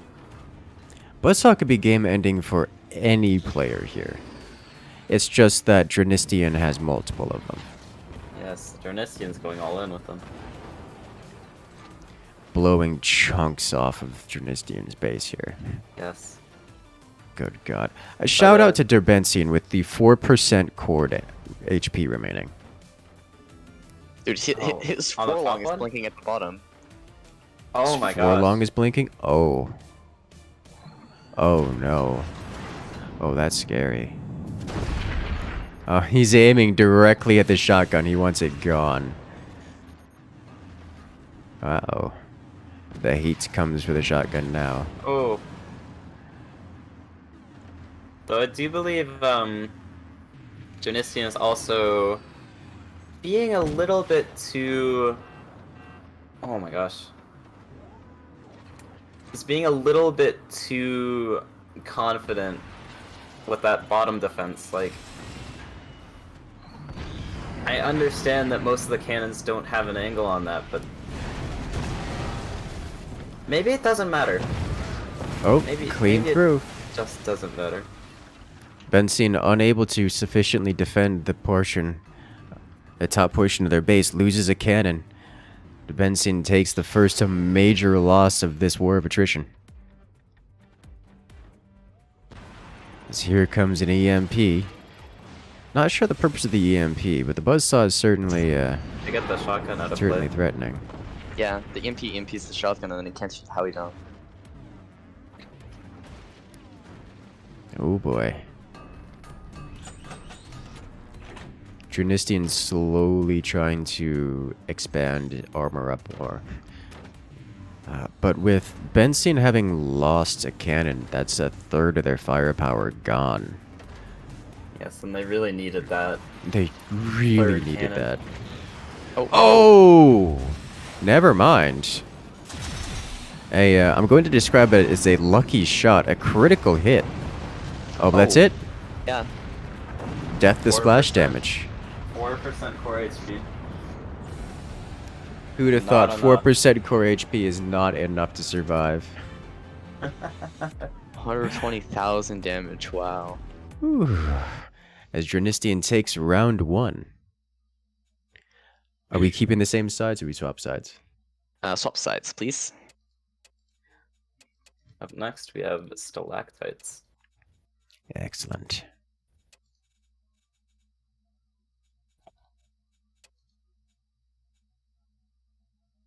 Stalactites 1v1. Yep.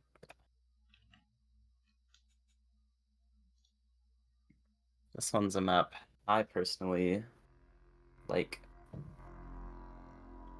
It's quite close range. It's a little bit closer than vanilla. So you can often see some cheeky rocket strategies. And Seep missiles are pretty good here as well, because, yeah, like you said, the range is closer, and there are fewer mines to work with, so having the missiles doesn't hurt as bad.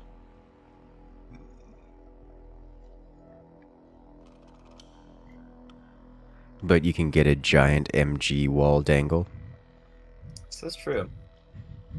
Though buzzsaws are also quite effective against said tangles. Yeah, but who remembers buzzsaws exist? It's a very good point. I certainly don't.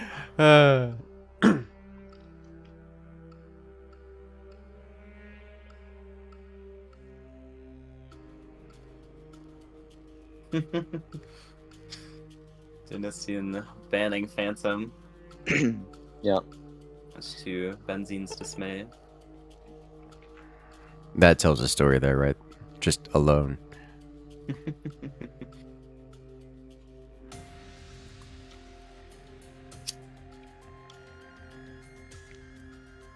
And Benzine counter banning Warthog.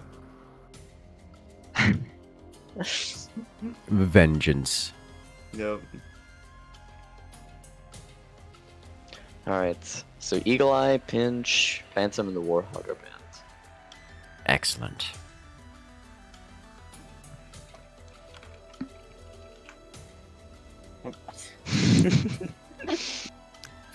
Alright, let's jump right into it. Round 2. So let's see. Drenistian won the last one.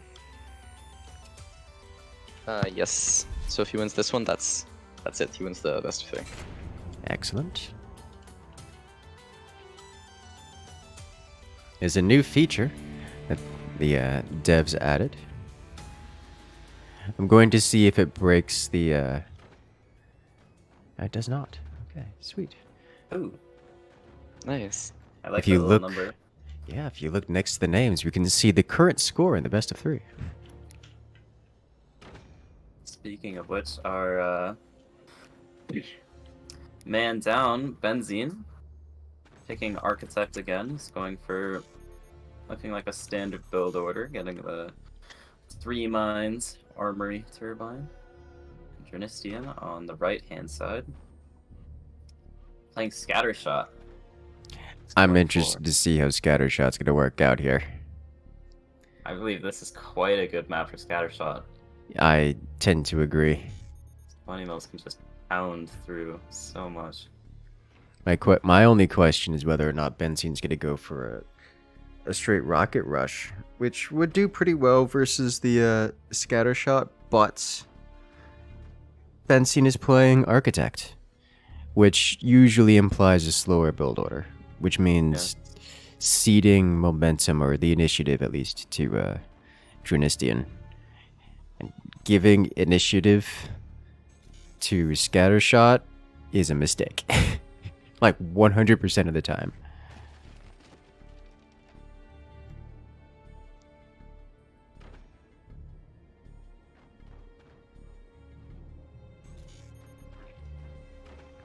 We do see Cannon Rush out of Benson. Faster Cannon Rush than Drenistian, which is kind of a surprise. Drenistian was opting for a more eco start, I believe.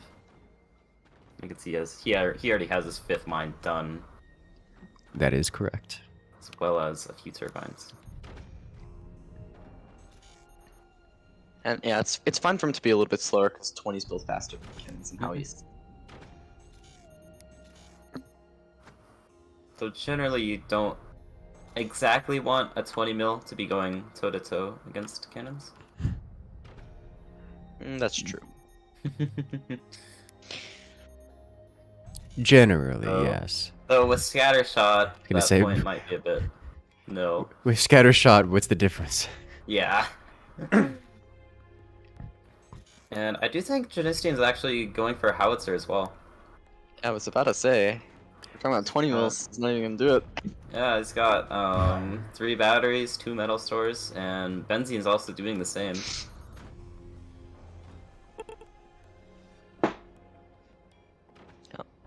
Yep. Howitzer right up there, Benzie, and I believe as soon as Drenistian's missions plan's finished.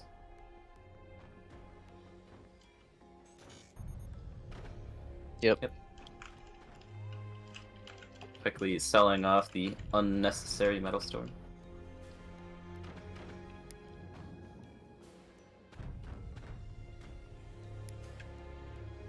I guess, yeah, it makes sense. 20 mils aren't awful with howitzers anyway, and having scattershot ones is even better. It's not only can they I mean, help you to may clear as it- well. I mean, like, it's... Howitzers are just strong, especially on this map. They're known for one-shotting these bases. Howitzers are like the go-to. You may as well go with a scattershot flavor on top of it. And now we can actually also see Derbenzi is also going for a 20 mil. Yes. Supplement his howitzer. That I'm not surprised by at all. That one I saw coming. I was a little surprised to see Howitzer out of Drenistian just because you can abuse Scattershot that hard, but like Howitzer on this map is just that good, so I guess I really shouldn't be too surprised. They do work even better in tandem though. So Yes. That is certainly a why not both situation. What surprises me most is seeing the 20 mil out of Benson. Yeah, I mean, it's... I think you're right. I think a cannon would be better, but 20 isn't awful. 20 At At So this it's range, it really could certainly things, work. though. It could certainly Yeah. work. I think the main thing with the 20 is just that it's more used to, I guess, whittle away the damage that the howitzer causes, whereas the cannon just penetrates straight through.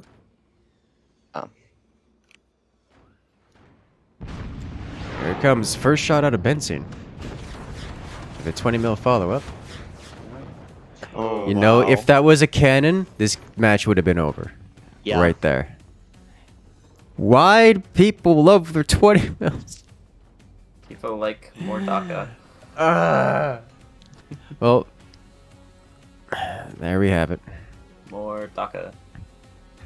So And that Chris, has you charged. switched your cam, your overlay? Yes, many minutes ago. Okay. I got someone asking because they don't see it. I don't blame them.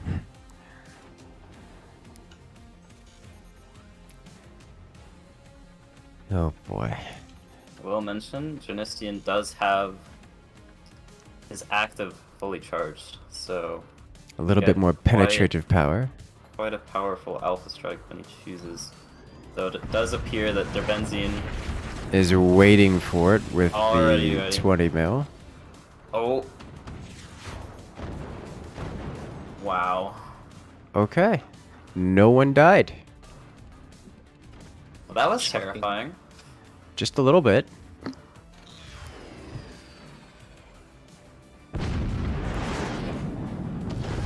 Howitzer? My question is, what does Benson do from here? Oof.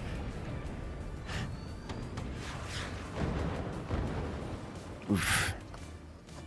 Splashing pretty hard, but Quite a hefty repair bill for Derbenzi. He's really Yeah. struggling to get that medal now. my question is, what does Derbenzi do from here? But apparently just repair themselves and then nothing. Because Derbenzi can't afford anything else. And I think we just saw the reason why he chose to go for the 20 mil. To clear out all those machine gunners and map control. Oh yeah. Oof. The scatter shot 20 mils.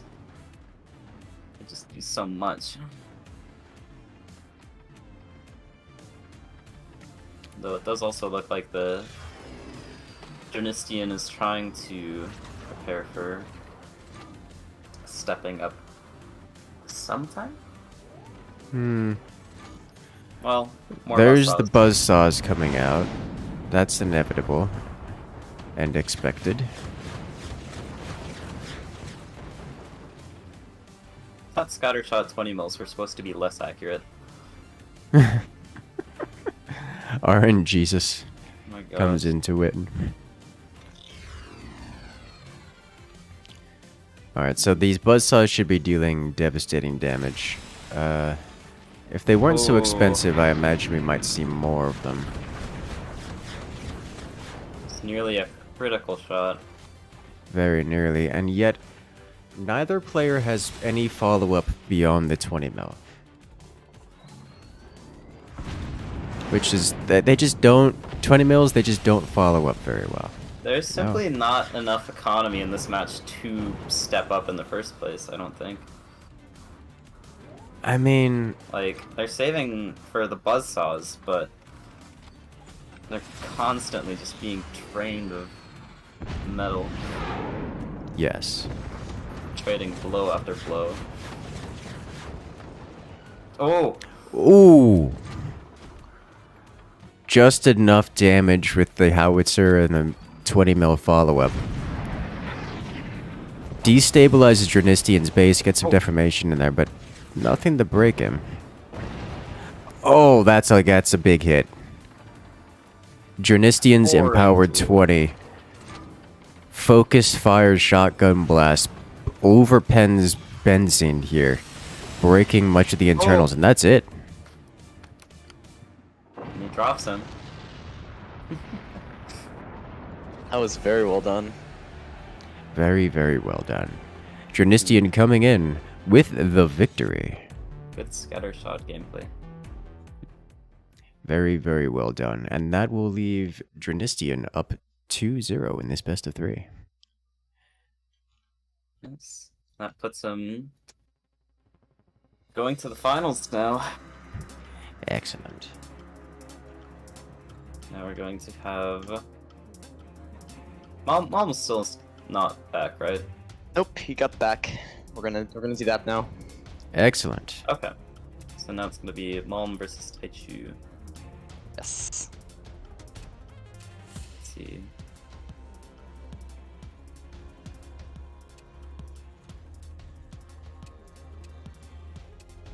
Malm versus Taichu. You'd love to see it. And that's going to be on Crevice. Ooh.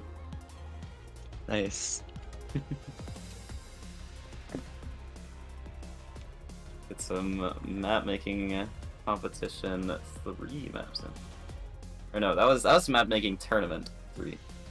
Map making tournament, not competition. Before it was That's how old it was. Before it was a contest.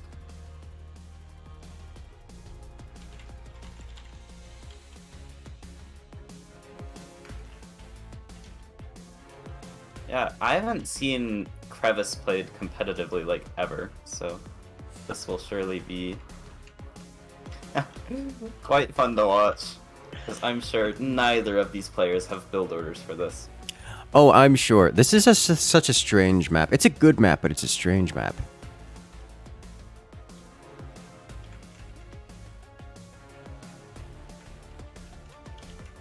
Yes, it's quite similar to Skylands with the explosive little structure in the middle, but just the bases themselves are so out of the ordinary that I don't think really anyone knows, especially has a concrete build order or plan for the map.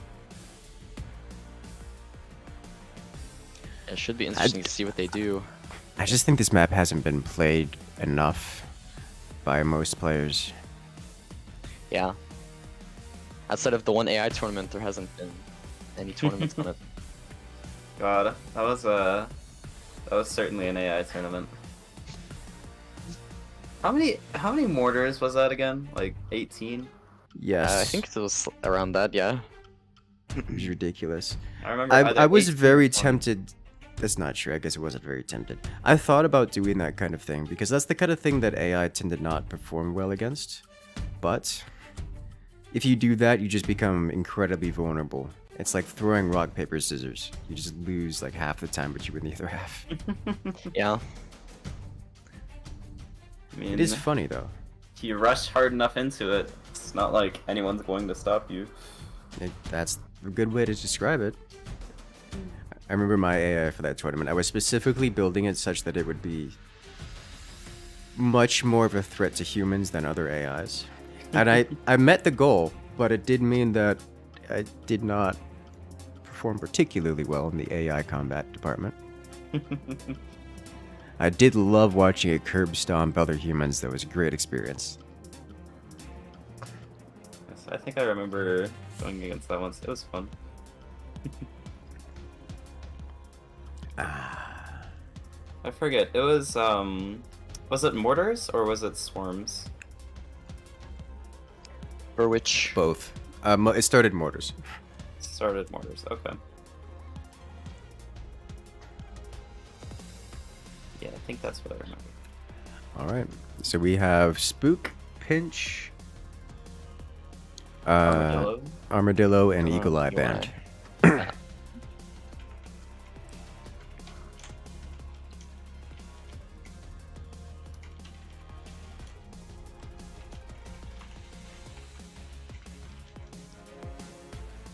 Perfect.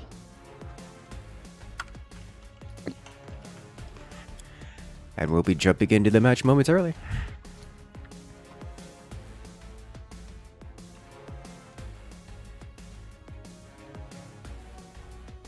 Alright, let's do this. Let's go. Let's go. I choose. I know. He you know, this is another one that actually fits really well. Yeah. It Oh was my God. it was one of the few icons that came with a transparent background, and it was already fit the required dimensions and size, so I didn't have to do anything to it. I didn't have to optimize it, didn't have to fix it, just copy paste it. It worked. Good work, Taichu. As funny as it is.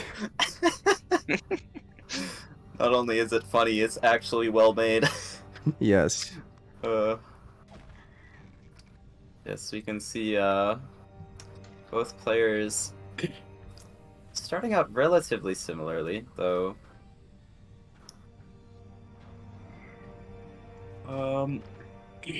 Yes, both players starting out relatively similarly. We have Mom on the left side playing Architect, starting with the 4 mines, tech, 2 turbines, and Taichu on the right hand side. 4 mines, 1 turbine, tech, playing as the Warthog Commander. So I believe this will be another one of those heavy weapon matches. Yes, and it's looking like we're going to have a very similar. No, we already have a bit of a discrepancy. Okay, no, I already have a bit of a discrepancy in the build order. Not going pure mirror this time. Ooh, Mom might be going swarms here. I can't. No. Okay. It's getting an early buzzsaw. Interesting. Okay. Worth noting that Taichu hasn't constructed their last mine, at least above their base. So Malm has more mines at the moment.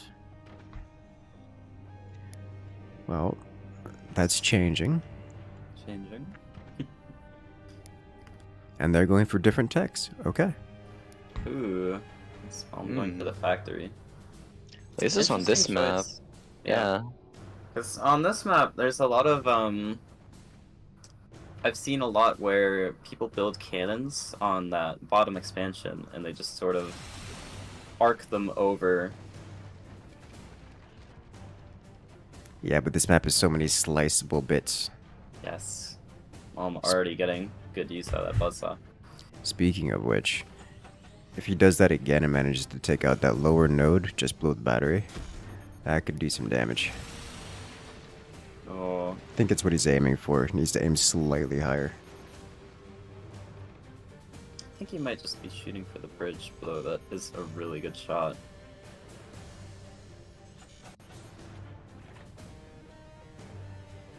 Oh.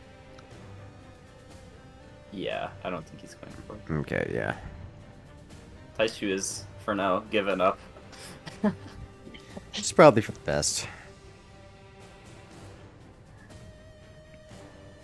No, I don't know how much. I don't know how much damage it would actually deal if they took out that node underneath the battery. Probably not all that much, but it's scary to think about. Oh. He was definitely aiming for it. I think he just wanted 2 birds with 1 stone. But we got to see it break. Slight deformation, though that's pretty much the extent of it. Okay, so not too big of a deal. Definitely a worthy thought. So that foundation is now worth a bit less. Permanent deformation.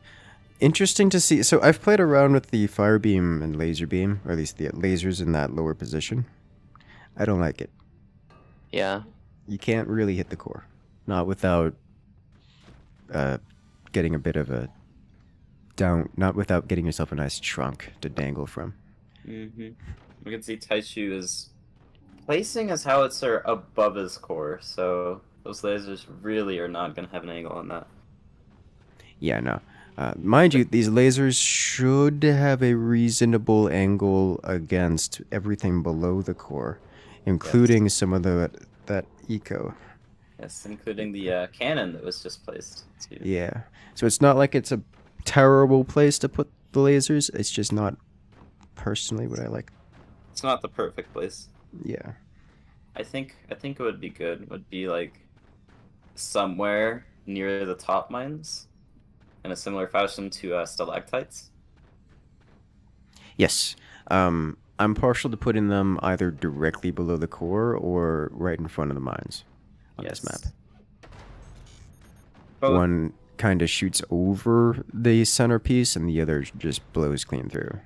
Yes, but where they currently are, they're just blocked by that terrain piece, which, you know, you kind of can't really destroy. Exactly. You can destroy the structure, but you can't destroy the. You terrain. gotta get Flynn Tech in here to destroy the terrain. Yeah. Have to get the heavy plasma beam. Well, that's a lot of damage. Howitzer first shot. Quite the scare for Mulm. Big shock, big surprise, but not game-ending amounts of damage, just a bit of disconnect from the line. Yes. This could be great damage here. Oh. Barely missed though. Didn't quite focus the beams. The fire beam, extremely well aimed. The plasma, not so much. Yes. Now the only issue is that Mulm has a definitive target for his weapons, which would be that cannon that Taichu has. But Taichu, sure, he can shoot the howitzer at his base, but what is he gonna shoot it at? Exactly. There's nothing besides that just hunk of wood. What? Out of energy, Mom. You saw the plasma touch that gunner's forehead. Yep. Didn't quite get through it. Another thing worth mentioning there is Taichu's placement of their cannon means that it can't do any kind of follow-up shots, punching into the same place as the howitzer. At least not really for gets some to the time. Exactly. I don't know So why that's- he isn't. I guess besides energy. Yeah. The Yeah, only, just another energy. I think the only issue with Taichu's weapons that's like really severe is that he has zero, and I mean zero angles on Mulm's weapons. Yeah, that's a pretty big issue. Which I guess you could say that's one benefit to where Mulm actually placed his, because they have reasonable access to killing anything that's under the core, but it's almost a sort of one way because projectiles can't go the other way; they will fall. You say that, but Taichu wouldn't have this problem if Taichu had built their cannon above their howitzer and just ignored Malm's weapons entirely. It went directly to Malm's core instead. That's true, but still, even then, like, if he bought tiny doors or, like, the usual door placement,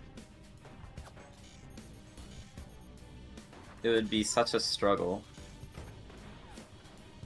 Whew. Fire beam under fire. Almost definitely taking advantage of the limited fire. Getting some upgrades.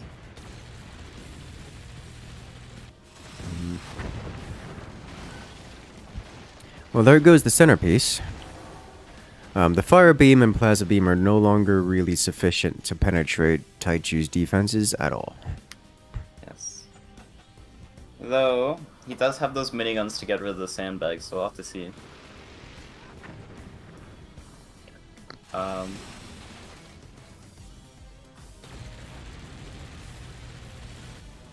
If he finds a target.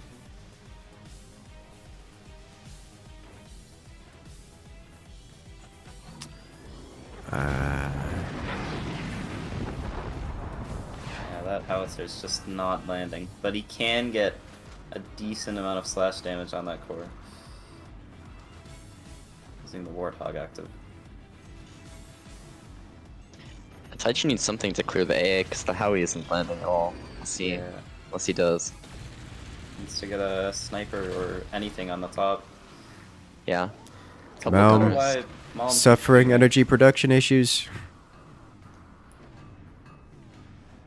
His bottom turbine is blocked. More turbines. Yeah, I don't think that sniper was meant to have a door. Oh my! Oh wow! I thought It that would land. almost made it through. That was close.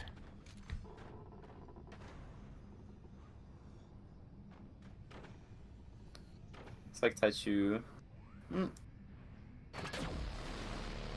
Probably getting a shotgun at top. That should solve a lot of his issues. Mom has stepped up to 2 plasma lasers and got 0 extra turbines. Yeah, that's not enough energy production for this. Oh. I mean, he's working on constructing an additional turbine, but that's still not enough energy production for this. He does not have storage either. That too. Although, that could be worked around just by getting enough energy production, but like... You generally want more storage. Oh! Wow. Ooh. Almost getting it through that door. So it was very close to killing that cannon.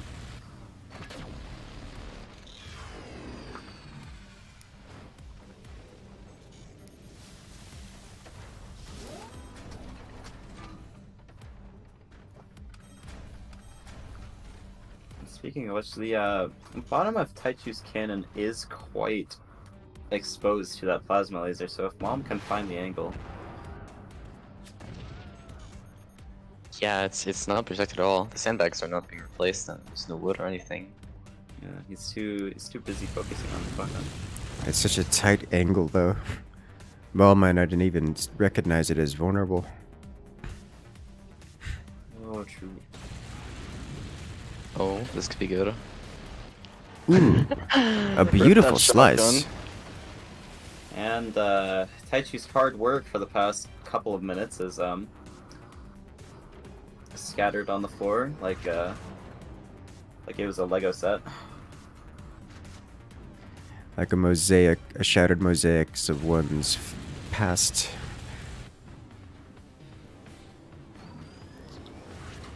So sad.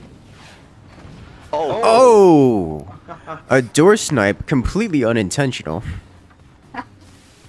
But away goes 1 plasma for Malm. Not that Malm had the energy to fire it anyways. Oh Oh, well, that's just Oh bad. wow. That was so Uh-oh. much damage. yeah. Finally gets through all the AA. So, the howitzer makes it through the machine gun wall. Oh. And in doing so... No, I Alright, think Malm Malm 100% sees that and is trying for it. Okay. It's about the only thing Malm can do, because Malm just lost pretty much everything in that last howitzer hit. Which is Yeah. really rather unpleasant. Now, the thing is, I think he does have one thing going for him. I'm pretty sure Taichu doesn't know that his cannon Yeah. is exposed. Why does he keep Yeah. shooting there?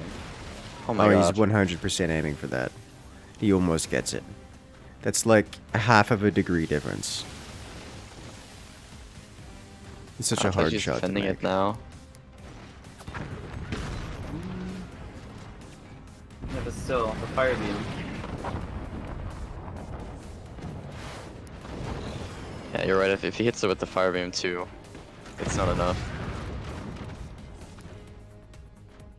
He would be gone. Oof. He would be toast. Nope. Oh my goodness. It still almost got it. This is nerve-wracking. It's so bad because she wasn't defending it either. Yeah, like he had a sandbag there before, but he's just not placing it. Yeah. You know, Maybe he this is might Taichu's actually- plan. Taichu knows about it and just wants Malm to spend time trying to make that almost impossible shot. Yeah. Yeah, because we might actually get to the timer, because there's only 5 minutes left in this match. Howitzer lands. More core damage being dealt. Almost being... His score is being driven further and further down. And there's the medal. Long metal, might I add. I wonder if that one was a mistake and then he was just trying to convert the ones that were there. Oh. Oh my. Well, that officially puts Malm in the lead of the score. Yeah. Not by much, but ahead nonetheless. Yes, Taichu needs to be very careful when shooting his howitzer now, because that plasma just has a direct angle. It is both the best and the worst way to go about it. Because with that direct angle, the howitzer does actually...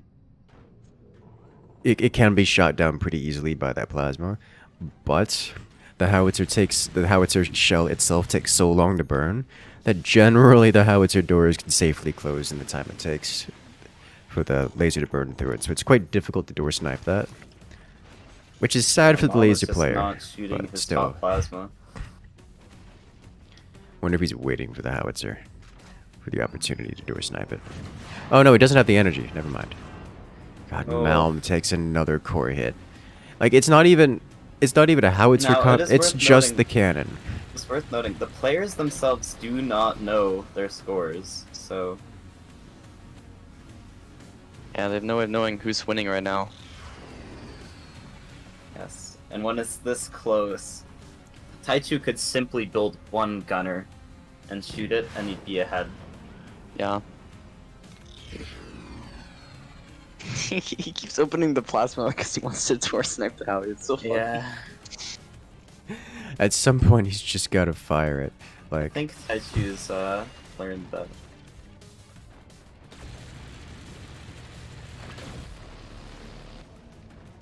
Oof. okay. Whew. Mom was not taking any more chances with that angle.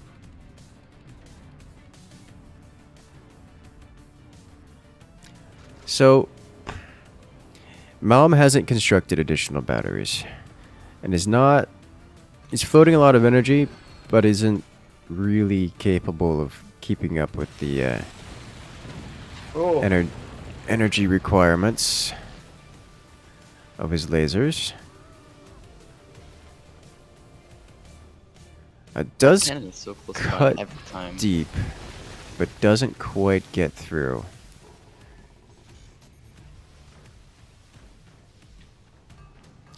Malm looking to finally expand that energy production, those turbines, but with only a minute 45 left in the match, it's little late.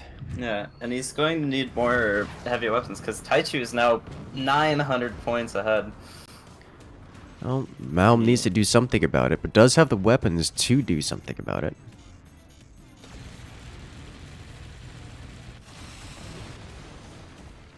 Malm finally expands those batteries, meaning they might have an opportunity to Just punch doesn't- through here. He just has too much metal there. Yeah.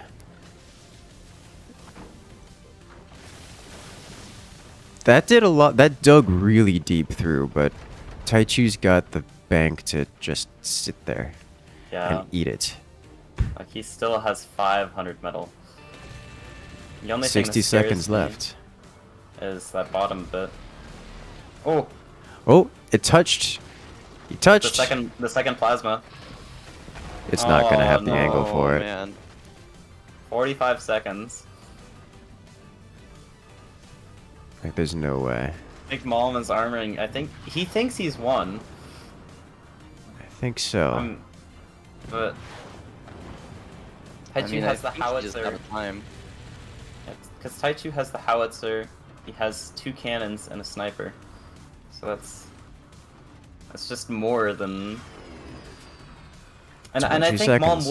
Malm would be ahead, but he's taken so much core damage that it's just too late, and that howitzer is just. It's again, not gonna complete in time. Yeah. He placed it a bit sooner. There it is. Taichu with the victory. We have our first match going to round damage. Nice. Going to timer. Yes, not only round damage, but also just plain core damage. Either way you look at it. Well, Yeah. there it is. Well done, Taichu. Moving on to face Firework in the next match. Next round.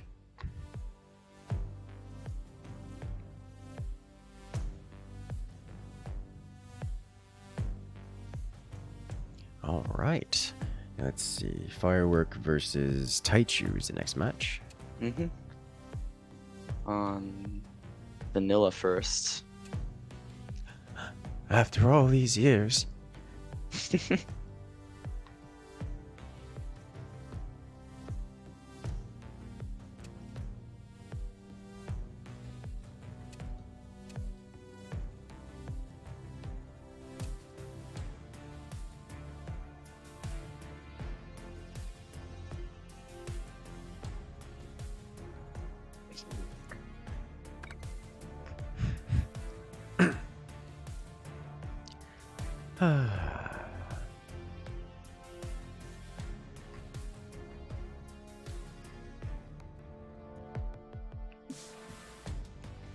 There we go.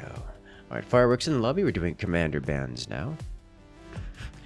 And then we have vanilla.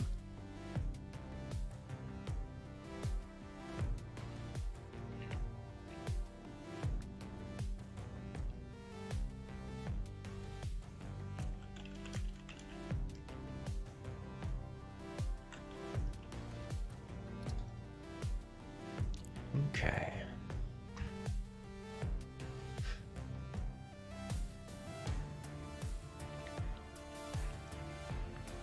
You know, it makes me wonder. This would not be a strong strategy or anything. But Phantom moving weapons around, getting one hit off from somewhere and just hiding them off behind everything. You know, we actually talked about that, but we just figured it wouldn't happen. So I can't imagine a world in which it's a good strategy. we're banking on it won't happen. Yeah. It's almost certainly better to keep shooting, so yes. Yeah. Like I can't imagine it working just because if you aren't regularly wagering those weapons, you're just gonna lose by virtue of being shot. Yeah.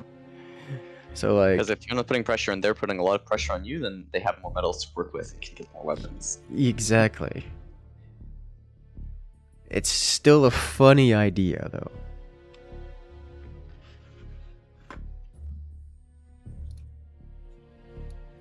Alright. Go, go, go.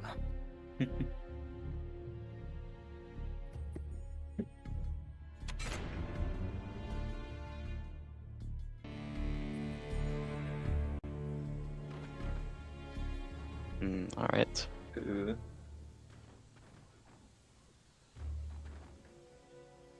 Alright. And Starting we're on off. C1, on the Go left for hand it. side, we have Firework playing as the Warthog commander. And on the right hand side, we have Taichu playing as Armadillo. Have we seen Armadillo yet? I think maybe once. We did. It was Armadillo versus... I don't remember who was versus. It was Pinch Fist. right. Armadillo Yeah, versus the Pinch ledge grab Fist with a match. nuke match. The Yes. ledge grab match. With all the nukes. Yes. Yes, players both starting out with quite identical builds. Both going for 4 mines, turbine, and a workshop, of course. Which who could have saw that coming? Vanilla, Absolutely nobody. the exact same build. I've The never Oaks. seen this happen before. My only question is, who's gonna pent swing first? Good question, actually. Yeah. When's the last time one of those was done in this tournament? Jeez. I don't. It's Has been it a ever long been? time. I don't think it has ever been. Oh Like my I see God. it fairly commonly in when we're doing the like just the community matches when we're doing 4v4s or anything outside of tournaments. I see it frequently, but in Yeah. tournament, it just never happens. It's true. Like it's a fun strat and it's a strong strat. It's just not tournament strong, you know. Yeah, that's interesting to see. Taichu sold his workshop and replaced it with an armory. I I think maybe understand the feared temptation for that. missiles.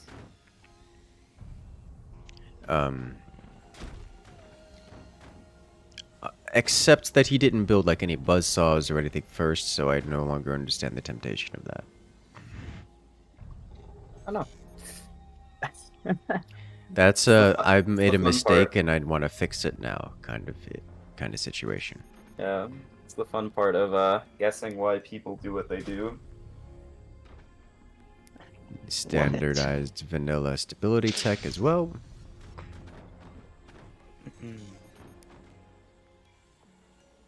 We have both sides up to 6 mines. Firework is going to have his munitions plant out just barely earlier, I think. Yeah. Looks like Firework's going for the traditional cannon rush, except that he just built like 4 blocks of wood, which is going to slow him down significantly. Mm-hmm. Interesting to see Taichu going with the upgrade center here. Ooh, and EMP. Okay. I think Taichu, given with the Armadillo commander, I think Taichu's going for sort of more slow and methodical approach, whereas Fireworks is going for boom boom, guns blazing. I'm a big fan of both. Yes. Though I think Boom Boom Guns Blazing tends to have a higher percentage, is like the higher percentage play here. Mind you, that could change with an EMP hit, or 2, or 3. Because Firework has quite a bit of vulnerable. And there's that first EMP hit. It's all of his energy and production gone. And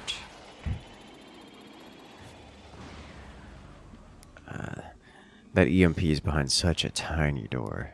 Mm-hmm. He's got to try to snipe it. Oh, he's already got it Try. preempt. Oh, I got her. Yeah, Armadillo. Jeez. So close, No way so he's far sniping away. that one. Yeah, the recent buff to Armadillo that made his doors close much faster. They basically removed the door close delay after you fire your weapons. It's so strong. Oh, but he gets it. There goes the EMP. Yes.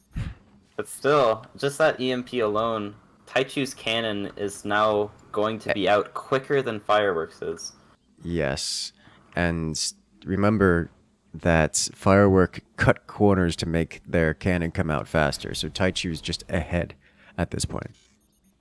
The only concerning thing is Firework does have 2 buzzsaws. Taichu has no metal. At least that's This could relevant. be a beautiful attack.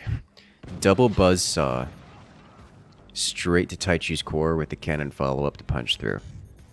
Could just end the game right here, right now. Oh. Yes. We're gonna see it. No! Oh! You missed! Oh no! Oh no! Oh, it's too late. He does Even- have the double fire shot, but Yeah, but it's too late.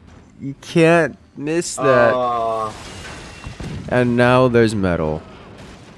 That And was now it's over. That Well, was it's not bad. over, but Firework is so far behind. They spent so much to do that and just missed, just clean whiffed. Didn't even hit the base at all. that's Oh, the that only feels thing- so bad. Really, the only thing Firework has going for him now is just he has 2 buzzsaws, but there's just there's no more opportunities to make an alpha strike. Taichu's cannon doesn't really defend. Oh, Never mind. Yeah, Well- his cannon's gone. okay. There you go. Firework redeeming himself immediately with a beautiful door snipe, removing Taichu's cannon, putting Taichu on the back foot by a substantial margin, at least for the moment. Remember, the Taichu still has a stronger economy than Firework does.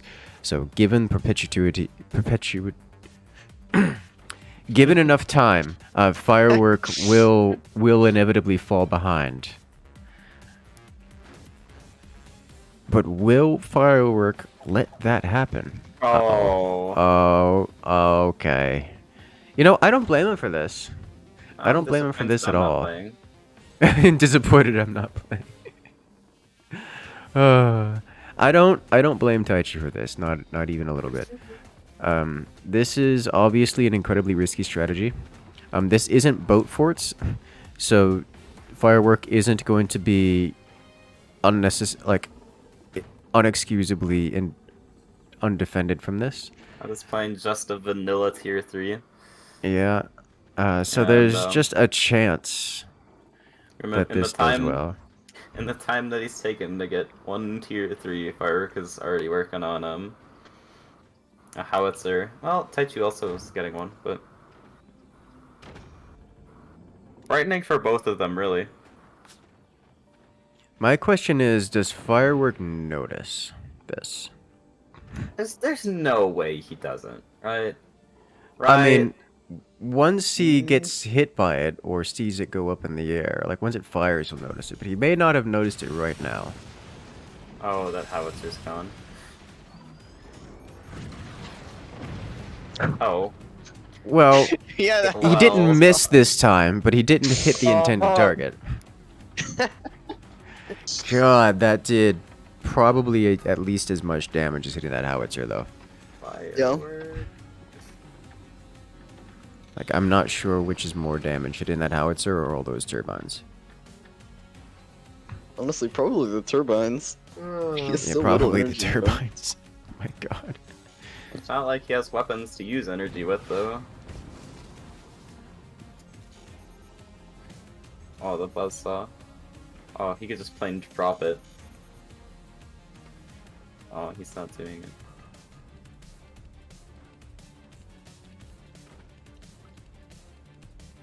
Do it, Firework. No. Alright. Oh. Fireworks selling off one of their mines for a swarm missile. Interesting decision.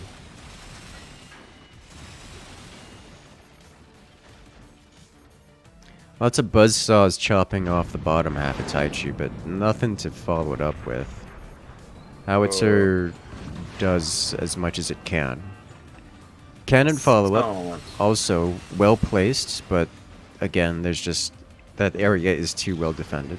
The tier 3 fires, surely Firework notices this. The question is, how do they react? Oh, it hits! It's a miracle! That was a really well done tier 3. Yeah, alright, so we have our first hit. It did not hit anything particularly worthwhile, but it... Oh, this is it. It's death.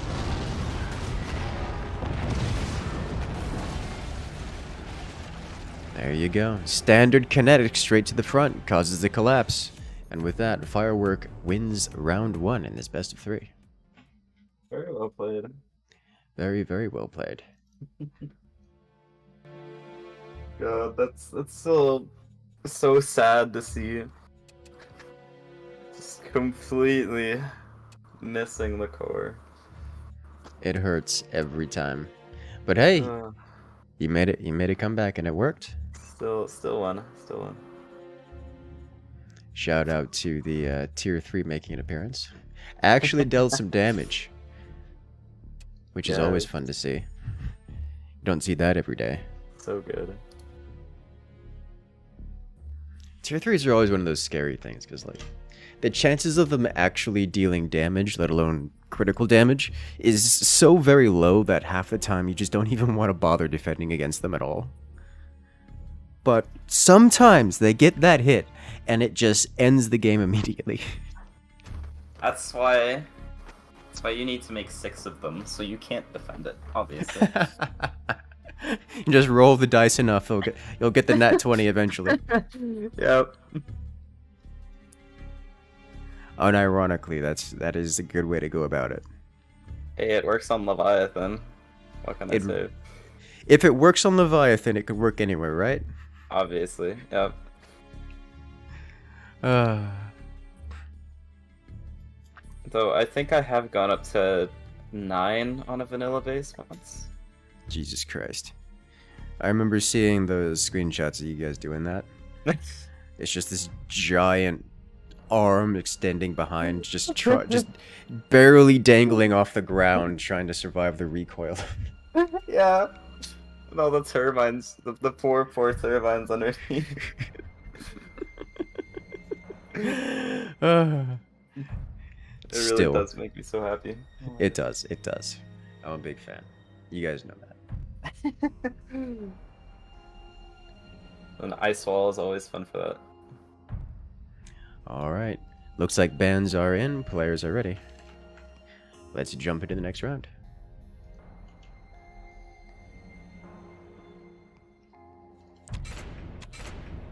Time's up. Let's do this. I think the players were too oblivious for Ethan to care about bans. As long as they don't pick banned commanders. Warthog wasn't banned, was it? No. Probably not. Okay. No, it was Architect, Spook, Pinch, and Eagle Eye. Okay. I was like, wait a minute. They I didn't wonder- ban Warthog on this map? What? Did I? Okay. Yeah. Wonder what Taichu's doing with Phantom. Mass tier 3s. Mass tier 3. How does Phantom help with that? No idea.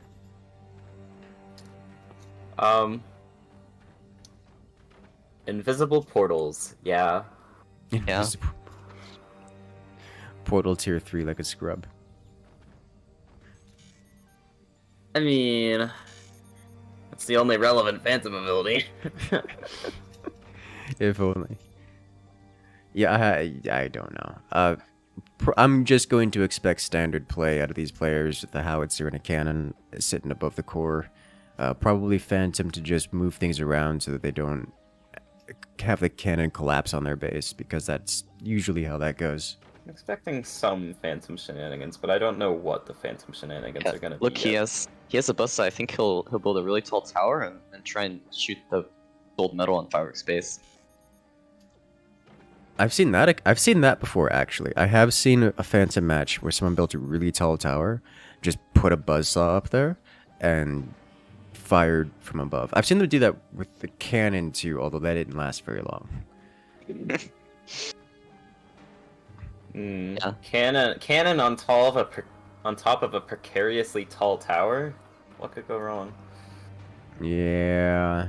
The moment their base went invisible, the other player just mass buzzsaw, just scatter blasted the whole area, just chopped the whole thing down.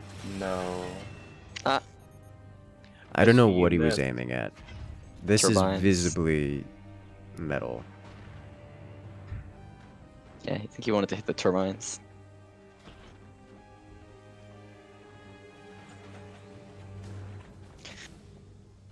Would have been a hard shot with the mortar there, though. Yes. He may not have freaking known the mortar. mortar was there. Oh my goodness. Like, it was technically visible, but he may not have known it was there.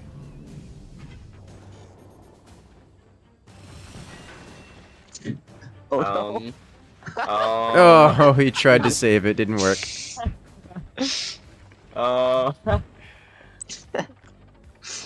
is the semifinals, right? Tower of Babel, Tower of Babel experience going on here. Just, it's fine.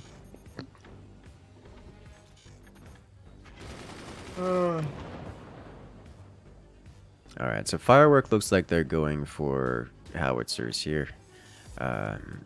Taichu, on the other hand, looks like they're not going for a howitzer build order. I think it's just standard cannon build order here.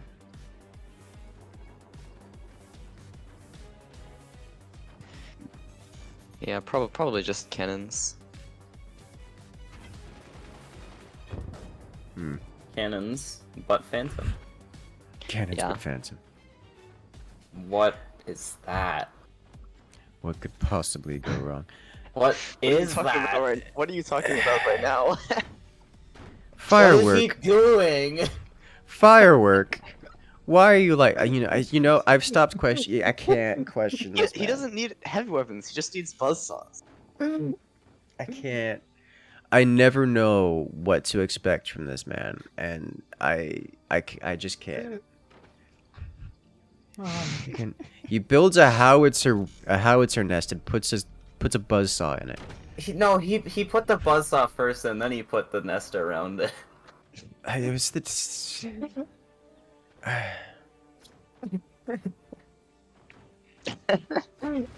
I was making it all background.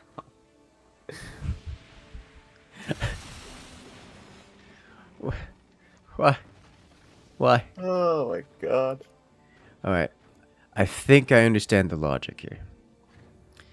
He didn't have the money. No, he had the money. He wanted to take advantage of the timing. I'm a try. He wanted to take advantage of the timing. Assuming that Taichu was on top of their build order, there would have been a cannon inside the cannon nest. That's a bold assumption, but it is an assumption that I would have made, and an assumption that I think Firework did make. I think he just Firework saw this and said, "Let me do a timing attack. I'm going to build a buzzsaw right now where it has an angle on Taichu's under construction cannon." And so he did. He just put it down, started building. And then in order to save time, or to not lose time, he just put a cannon down to place instead.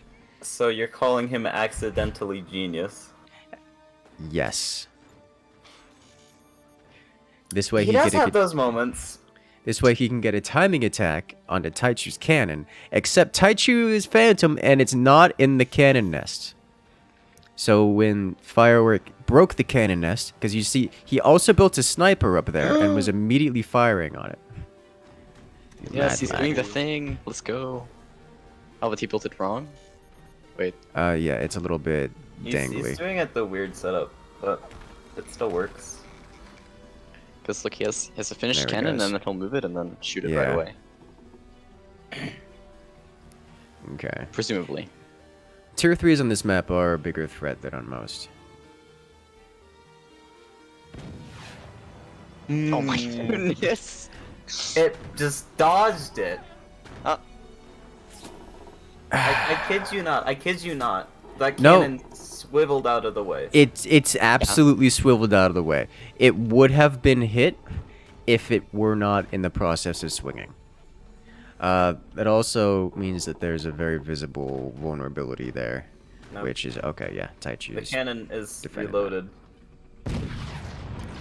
Oh my god! So this could be really, really good. This has the potential to wipe out a majority of Firework's base. But that's about the expected outcome there. Look at what he built above his core. It's frightening. Normally you just see like little 1x1 boxes. No, we're going to hell. That's what that's from. That is from hell. Basket weaving. The forts themed basket weaving. Oh my gosh. You know, it'll work. It'll work. 20 mil still firing a little long. See, there's the howitzer. The buzzsaw finally served its purpose. Howitzer's showing up now.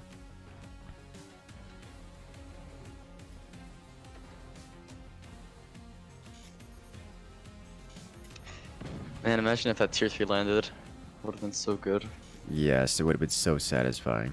It could still do a little bit of core damage, but yeah, the tier 3 is always going to be a threat here. It's just it's been effectively dealt with. Of course, the tier 3 defenses are in and of themselves a threat because now there's all that extraneous weight just chilling on top of the base,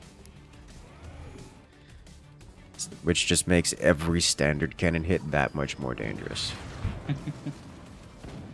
And you can't really build as tall because he's building the defenses really small, and they'll break if he builds high. Exactly. Just having a tier 3 on the field is a threat and a detriment to the opponent, even if the tier 3 itself is not doing much. Oh. Pick out some gunners. Oh, Oh. Wow. That wasn't even a phantom style risk. Like that was safe inside of its cannon box. It just got the angle. That hurts. That hurts my soul just a little bit.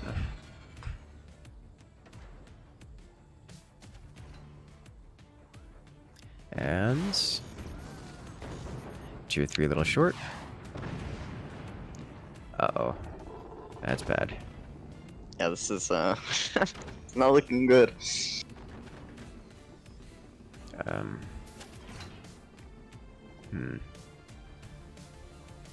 You know, I guess Taichu could always move the tier 3 into the weapon box to fire it directly if necessary. Although I probably don't want to do that. So never be able to put it back. So we have core damage, Taichu down to 71%. Fireworks just got so much firepower. That's 2 cannons and a howitzer on the field. yeah, and unfortunately, Taichu's next plot, the mortars, are kind of already countered. Mortars on this map are so iffy. Because you have these machine gunners in the front lower part of the base, which are just effectively immune to all things. He wants his tier 3 mortar, and he wants his tier 2 mortars.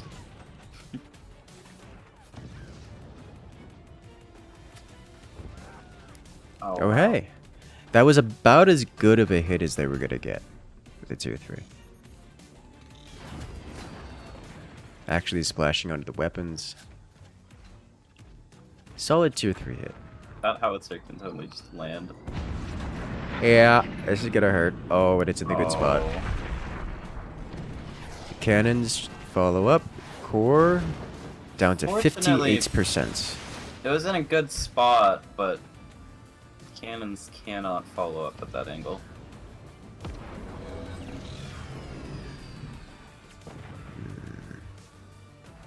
There's so much just damaged wood in front of his core.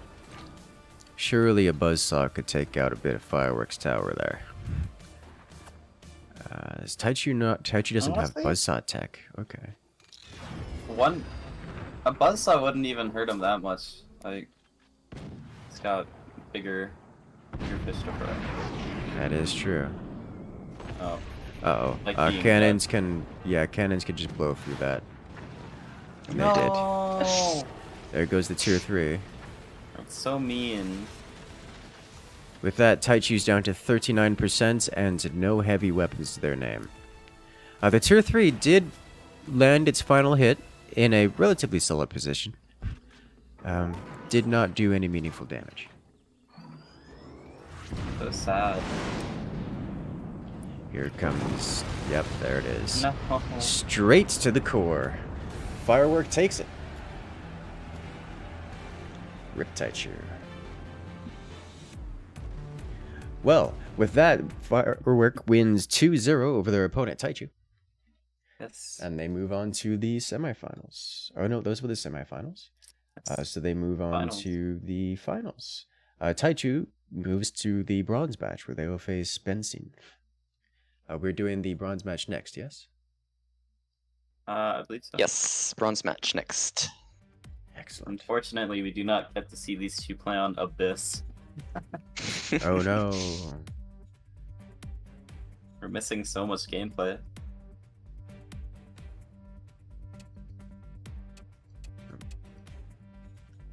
Let's see, Taichu will be team 2 to start.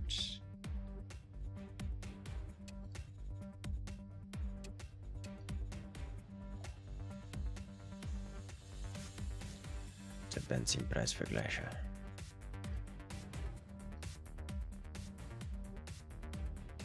What did I do? What did you do? I don't know what I did. I'm being thanked for it. Oh. For hosting, maybe?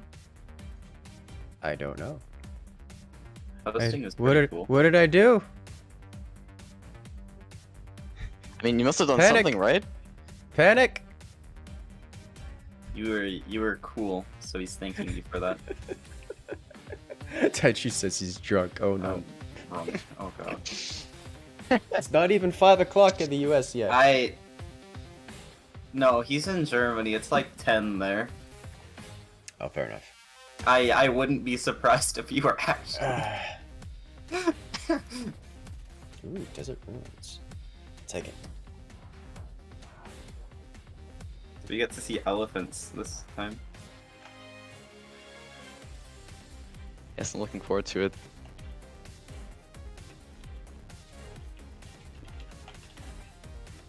Muscle, Oh lord.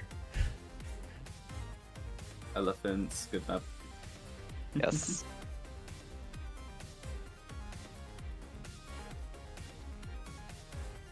Let's see. Well, if you guys like this kind of content, you guys like these top tier games, make sure to hit that follow button. Make sure to hit that subscribe button. And as always, check out the Discords, because the Discords is where we actually get a lot of the community interaction.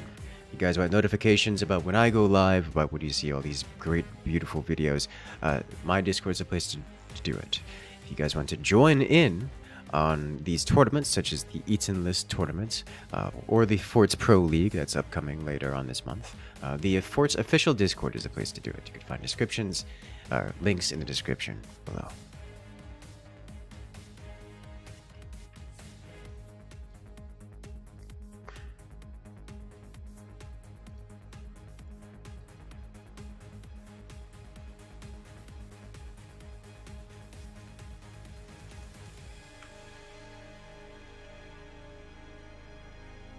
I think Taichu typed in German. There we go. Alright, Eagle Eye, Pinch Fist, Spook, and Warthog are banned for this upcoming match. Oh. Taichu's actually drunk. Okay. I figured that. At this point, it's pretty obvious. There are 6 people in my room and we're drinking.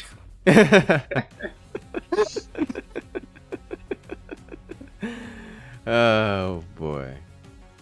Alright then. I would explain all the tier 3s. Yes. Yeah. I mean, he's managed to pull them off quite cleanly for the apparent intoxication level at this stage. If you can play that well drunk. I'm scared.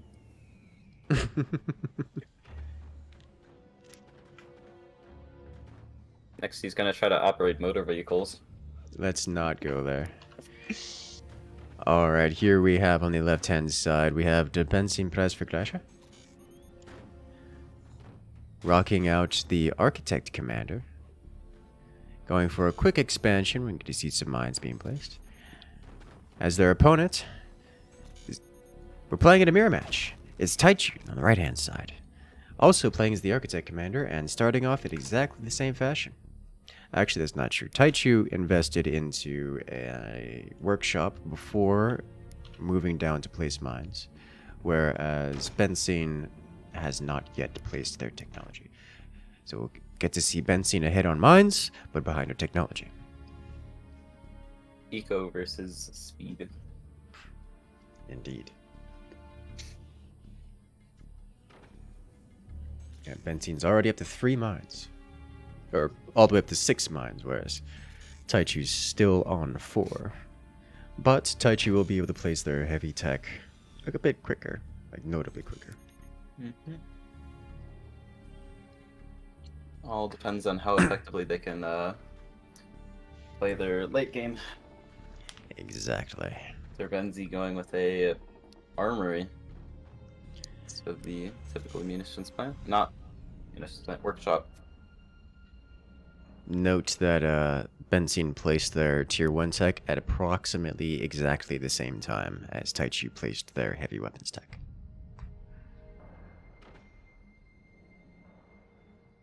Upgrade I was center gonna as say, well. I think he'll do that. Yeah, they'll probably get a lot of turbines and upgrade mines then. Like in the ledge grab match he did versus Drenistian. Yeah. Yes. And it worked out well.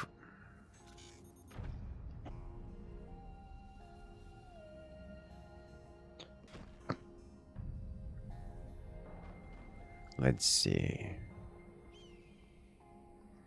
So I'm like, not expecting much in the way of action for some time here, as Taichu is going for a pretty clear heavy weapons rush, specifically the howitzer variant. So it's going to be a couple more minutes before we see anything out of Taichu. Similarly, Benson is also not being aggressive, and they are further behind the aggression index than the aggression timing than Taichu is. So it's going to be a couple minutes of just staring at each other angrily before they do anything about it. Yeah, we're gonna get to hear some overdrive noises. Yes, we are. Soon. Good God, Benson going up to 6 turbines already. I mean, I guess why not? Yeah, there's no reason not to at this point. Curious to see if Benson goes for howitzer variant or just cannon variant. Taichu just placing their first howitzer right now. It could be smart to go for a Howie, but we'll have to see. Yeah, given the timings of things, knowing what we know as a spectator, I would not be comfortable going howitzers. Just because howitzers require additional resources, and the time it takes to get those is substantial. But Benson doesn't know that, so I am curious to see which option they'll go for. Well, he's definitely making sure to not skimp out on howitzer defense. Good. Already I mean, working on a shotgun. Yes, that'll help clear out things from below. We'll need something to defend the direct core. Yeah, it looks like Benson's going for the standard cannon set. Generally, I think I've seen that a lot of people have a lot more confidence defending their core than the weapons platforms, because they're just so vulnerable. Yes. Like, especially on this map, if you hit just above the mines, you can just topple it all. Especially the way most of these players construct their bases here with minimal foundation nodes. Never mind, we have a second shotgun as well. Ooh, excellent. That one's much more capable of defending the core. Mm-hmm. Yeah, and I'm not gonna lie, that one in the back, that will be a little bit tight. And you put it super far back on the platform as well. Yeah, it's just it's gonna be scary trying to intercept those howitzers with such a slim angle. Yeah. Though I don't have doubts. You could do it. Yeah. It's doable, and it's a pretty safe shotgun spot, as long as he doesn't accidentally blast his own technology, that is. That would be so sad. The worst part about it is you can absolutely do that because the safety check doesn't account for the spread particularly well. Yeah. Especially with scatter shotguns. Those are terrible. And there it goes. Yeah, Solid they're using defense. well.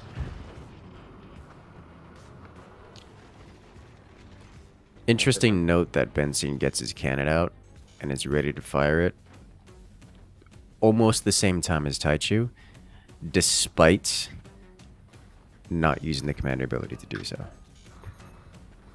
Yeah, and also just the fact that he has 6 upgraded mines, whereas Taichu has nothing close to that. Yeah, that puts Benson quite far ahead. What's the main upside to going eco, or I guess you could say the main downside to not going eco? It's just that when you're rushing like that, you're waiting on every little penny to come in so you can place all your weapons, but when you're starting with 6 upgraded mines, it kind of just flows in. And you get a lot of them.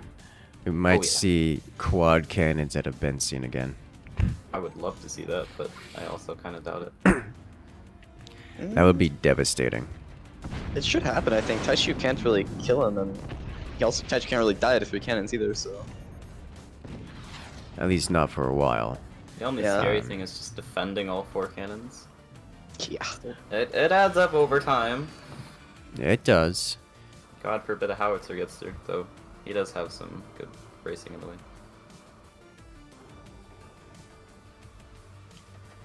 What I'm wondering is why Benson hasn't fired yet. Benson seems to like waiting until they have a large alpha strike, even if it means they don't fire for an additional 2 minutes after getting their weapons. I think he's just waiting on energy right now. I mean, he's not exactly starved for energy. He's floated 31,000 of it already. Very, very right. Oh my god. It's possible he didn't want to charge the active until he had a good attack so he could do that. Close. I mean, sure. But like, you could have started firing. This is just a difference in playstyle, I suppose. Huh? But you could have started firing that first cannon or even second cannon multiple minutes ago and prevented your opponent from just having the things that they have now.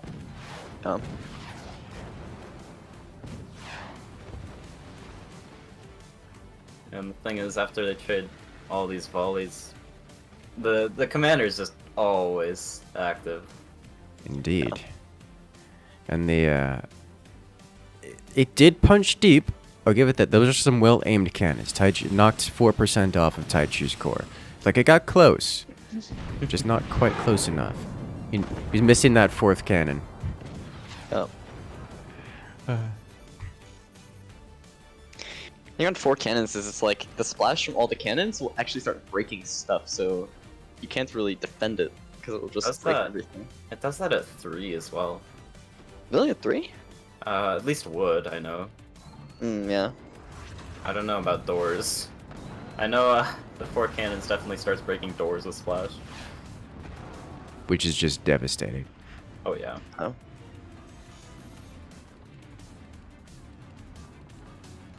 Buzzsaw man on the...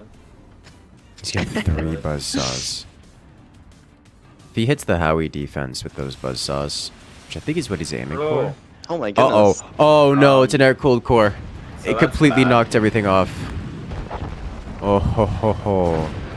Oh my Abusing goodness. Architect to keep himself alive as Benson drops to 34%. The fact he didn't die from that though. Taichu had charged cannons.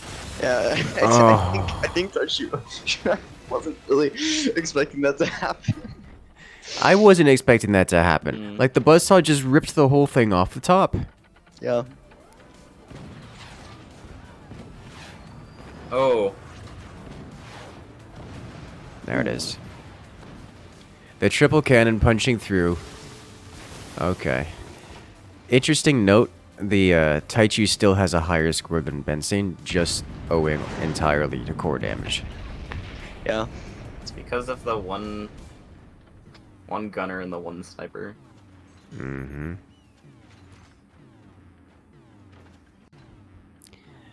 Well, good news for Benson. Not only does Benson have a massively stronger economy, but also has more firepower now. So Taichu's on a pretty rough clock, and that clock is at 8 minutes and 50 seconds. Just a matter of time. Now he does have the architect active to work with, though Benzene just has so much more economy. Taichu doesn't have the money to really Yeah. utilize the architect active right now. Like, Taichu has literally floated 0 metal this entire game and is broke right now. Huh. Yeah, honestly, in his position, I would probably sell the munitions plan because it's unlikely I'm gonna get another cannon there. I mean, would that feels so? Oh, Yeah, if he had 400 extra metal from that munitions plan, he could have had more doors. oh, that feels so bad. Yeah. Cause like, the howitzer alone is unlikely to do anything. Just because Benson has map control. Yeah.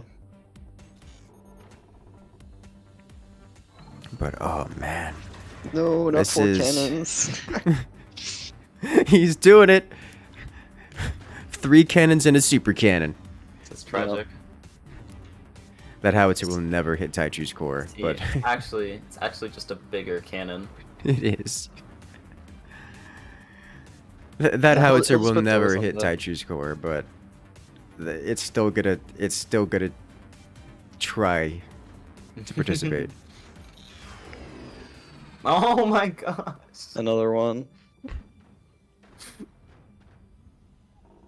You know, I always forget that you could just straight up fit a howitzer in there. Yeah. 5 cannons. I'm telling you, Benson knows he doesn't need this much firepower. He just wants this much firepower. Just because Yeah. overkill is underrated, and I'm all about it. It's an ego boost. Taichu's like even the good old selling ego off boost. mines right now. Oh no. It's like he knows his end is coming. Needs every ounce of his resources just to survive the next few seconds.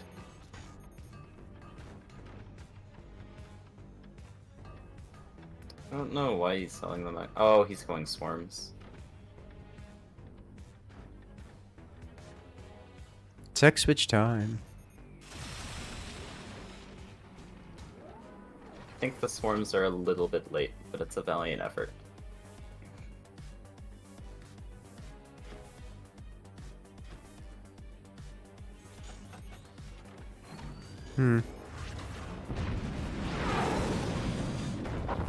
Oh! Oh, with the sniper.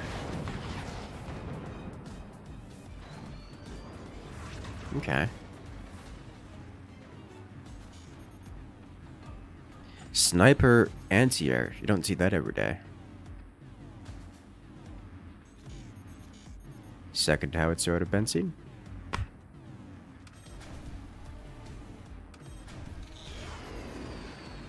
I think he's saving it for the Alpha Strike. He's got 16k energy capacity, so he can absolutely. There's the top howitzer. stop It all of them. lands. No. Ooh. Sniper for Shotgun, defense. Shotgun. Oh, he's Aw. trying. He's trying. Doesn't These- quite make it in time. Architect active. Too strong. But Benson. Oh, Not playing no. around. He saw those missiles in production. He's like, I'm gonna build an MG wall. Not like this. Oh, Oh, the my. over penetration, and the shotgun blast doesn't make it. There it is. Oh my gosh. Taichu finally falls as their Benson comes in with the quintuple cannon. Why are you like this? Just breaking Taichu over his knee. Well played, well played. A little twig. Oh my gosh. All right.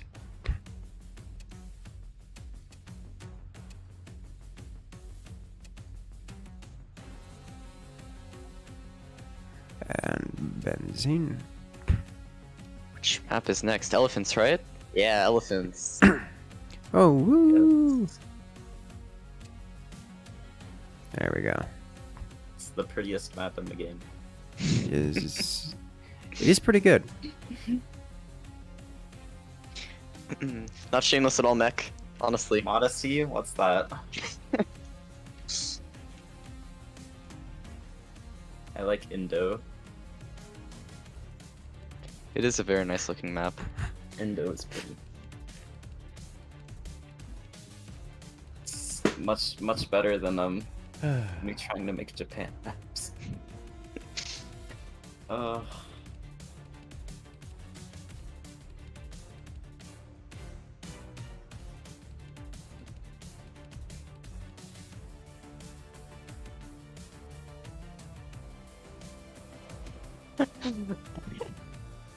No.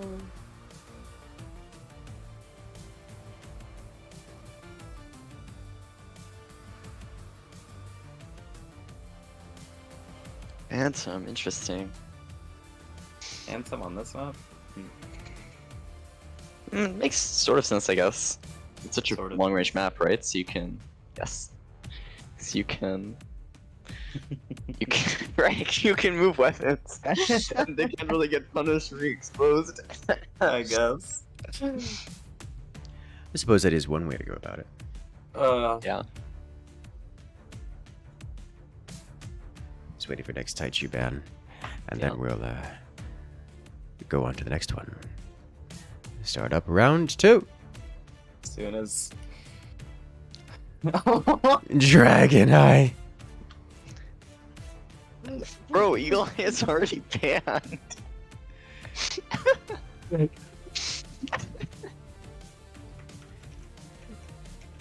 It's just Eagle. You know.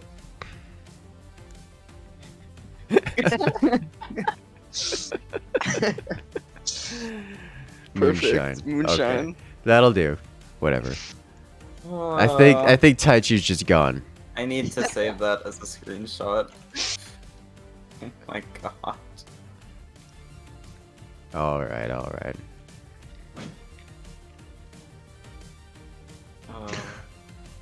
Let's do this. Once more. Into the bronze match. Best 2 out of 3 with Benson up 1-0 over their opponent. Here we have on the left-hand side, it's Taichu playing as Architect Commander. Looks like we're going for another mirror match. As Benson on the other side is also Architect. Architect seeming to be the popular choice. He's just that good.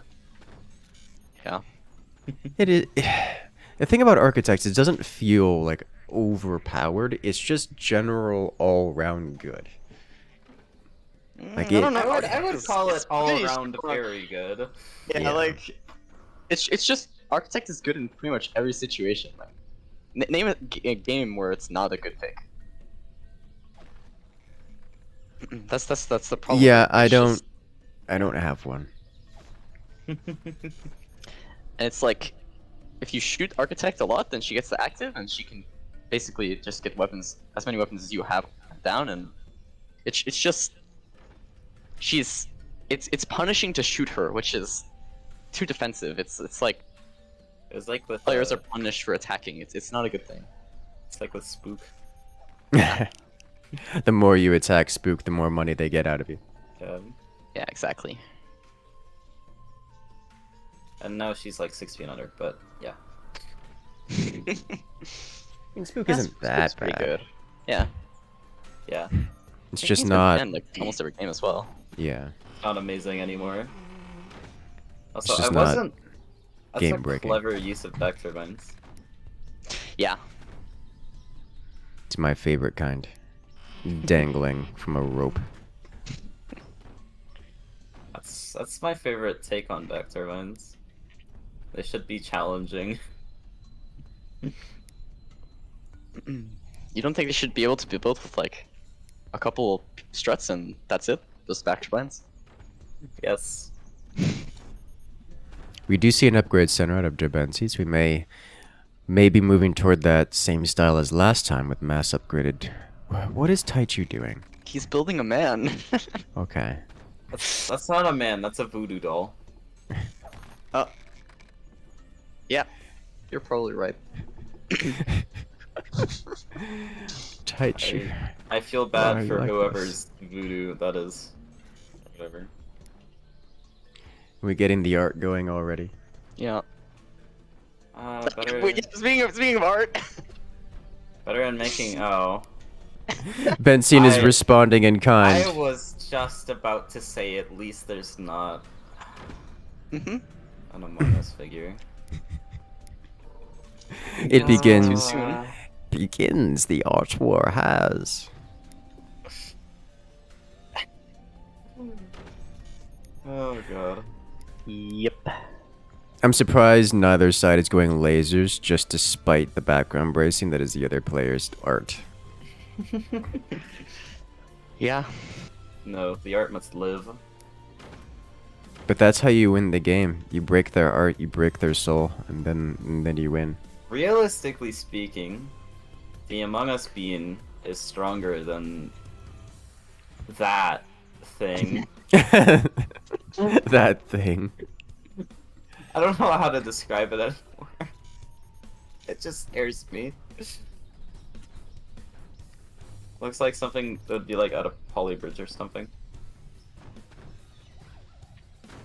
That's what we're playing. We're playing Polybridge. Don't you see all these expansions and bridges everywhere?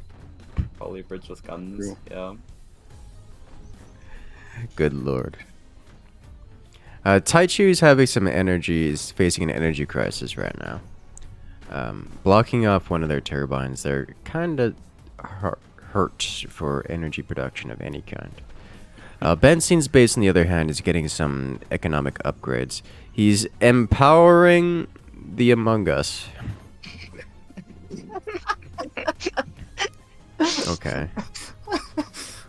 That's a sentence I never thought I'd hear. He's turning the Among Us into armor, which is actually not a bad call here. Like, that's a pretty good place for armor. Mind you, he still has the drop shot above his own core, so if those cannons come calling from the above angle, it could be a problem. And I mean, even if they miss the core, okay, he's fixing it, but even if they miss the core, it would hit the tech and the turbines as well. Let's see, Taichu's pining to aim their cannons, but where does it hit? He's going straight for the art. Love to see it. God, that cannon is so protected. That is 4 boxes of wood. You could say aiming at that cannon is rather suspicious. One could I'm say that, disappointed. yes. I'm disappointed.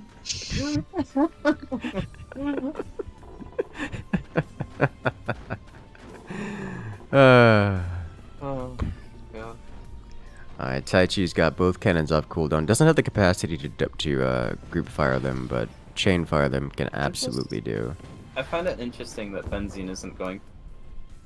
Taichu. Well, you know, How he did he did do aim that? center mass. How did he Did do aim that? center mass successfully. He made them both land in the same spot, you know? It takes a lot of skill to do that.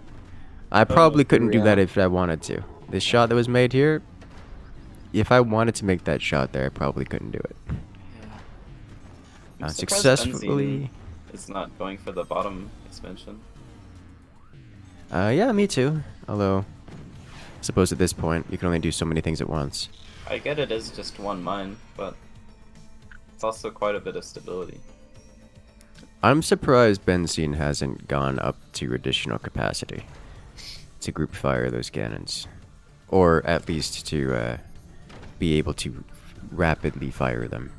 Well, I'm very sad that it's become a thing, or a bad thing, to group fire cannons. It's not really a bad thing. It's just not as good as chain firing. Yeah, but it looks cool. It does look cool, that's for sure. If they both go in the same spot, it does the same thing. That's the big if part. You have a higher chance of them going to the same spot if you chain fire. Unless you've got the unless you've offset your cannons like horizontally and have the like the 45-degree angle on the drop, including the gravity drop. At which point then it's better to group fire. Yeah. Or equivalent to group fire. Which just makes it better because it removes the human element of aim.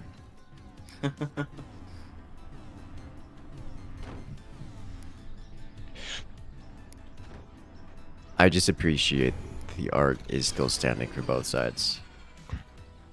It's not like there's Yes. anything that could kill it, though I think Taichu might be getting a Howie. Oh! Oh. Well, that's not good for Taichu, as Taichu's already suffering an energy crisis. Oh my gosh, I just realized how frail that weapon setup is.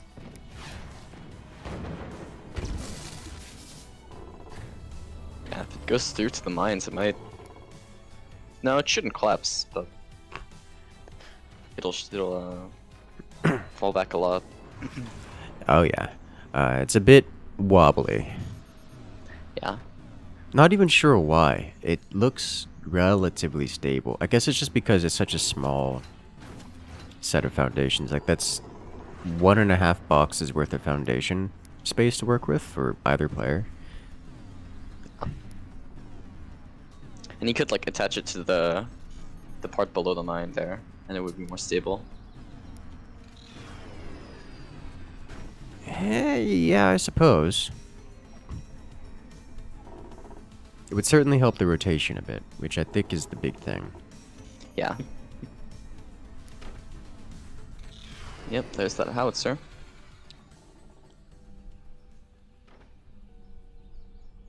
Some interesting expansion? Question mark? Yeah, I don't really know what he's going for there. Oh, that was expensive. Benson just lost 3 doors, which were under construction, after having been converted from wood. Oh, ow. Like, convert from wood to door, immediately loses the wood.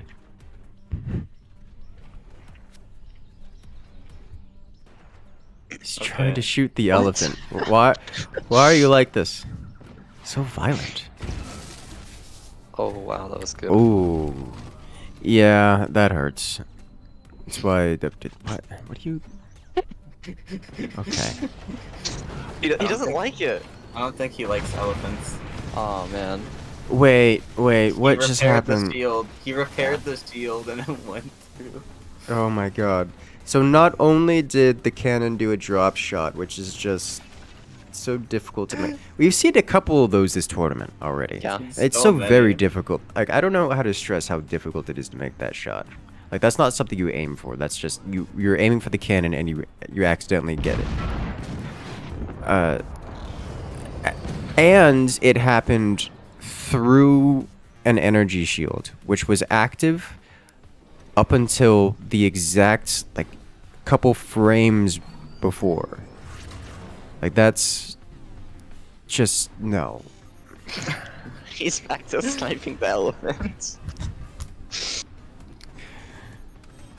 He's just flexing his APM, right? Yeah. He's selling.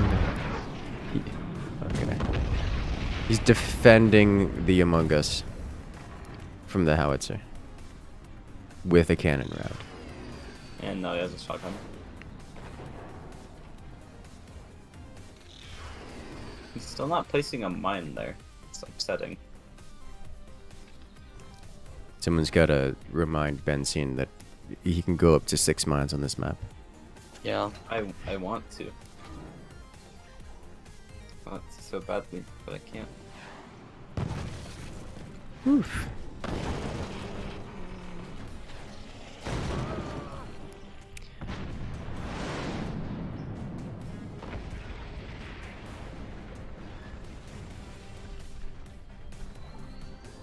That actually puts Benson and Taichu on approximately the same economy, despite Benson having 5 upgraded mines and Taichu having only 2 upgraded mines.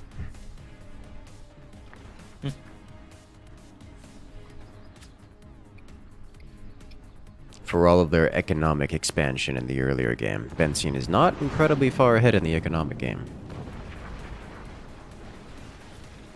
And now Taichu's hitting with a howitzer, which is scary. Mind you, Benson's got 3 cannons, which is a lot. It's substantive cannon. Yeah, but 3 cannons isn't 4 cannons, so he can't win yet. You are correct.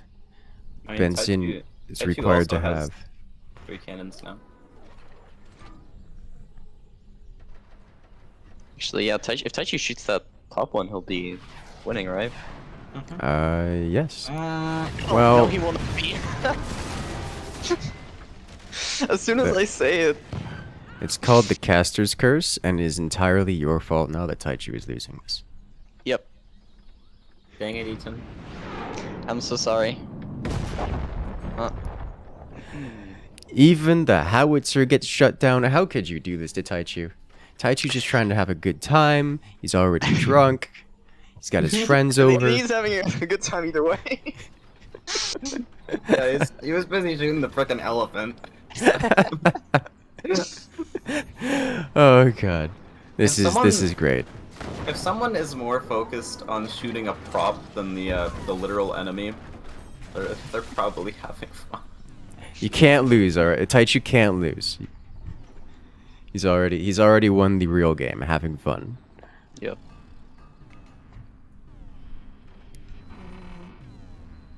That's beautiful. Why did he use his active? What did he build? You build that Support turbine at the bottom? That's nothing? support for the effigy. The effigy. That's one way to describe it. Let's see. Where is Benson going to build the 4th cannon is my question. Ooh, where his shotgun is. I see, yes, right below. His Is it doors. going to be a howitzer or it might be He a has, howitzer? More doors. Oh god. More doors, the best kind of door. You betting on howitzer or cannon down there? Howitzer, yes. No. Oh god, Taichu. Wait, he can Mess. actually win. Yeah, okay. Wait. You know It's what? not funny anymore. I mean, it's still funny. It's just funny and also serious. I wonder if he shoots the Among Us with these. You know, I wouldn't don't put you it past him. You could just straight up shoot the... Core. No, the background. Oh my. Oh, Oh. my! Oh my. And he gets the Among Us! Wow. Oh my god. Ooh, ooh. How is And that it all comes standing? crumbling down. Shoot it, Taichu, shoot it, Taichu. It's not even blinking. Oh god. Stability tech. This doesn't even have proper stability tech in there. He's got a little bit of stability in there, but. Holy smokes. Buzzsaw strong. Shoot it, shoot it, shoot it. No. Uh-oh. Oh boy. The cannon. The howitzer has been detected. And Benson wants it gone. Okay. He holds on. Taichu, you gotta shoot the howitzer at the middle. No, you're not supposed to shoot the metal with the buzzsaws. Oh no. Wrong order. Here it comes. Here comes death. This is what the end looks like. The cannon follow up. Oh, yeah. There it goes. Now his art is gone. Yeah. We are now living in an art-free world. Dang.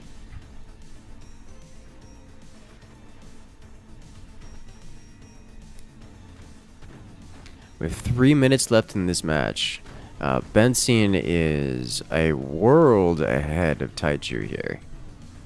Taichu's base is battered, broken, and And he defended shot itself the from a gun howitzer. down. No more cannon. This is what the end looks like for Taichu.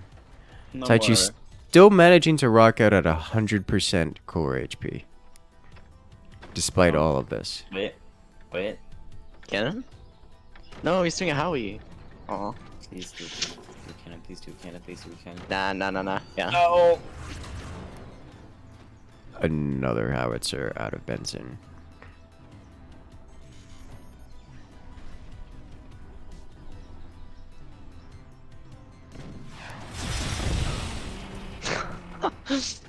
Taichu, you're shooting at metal!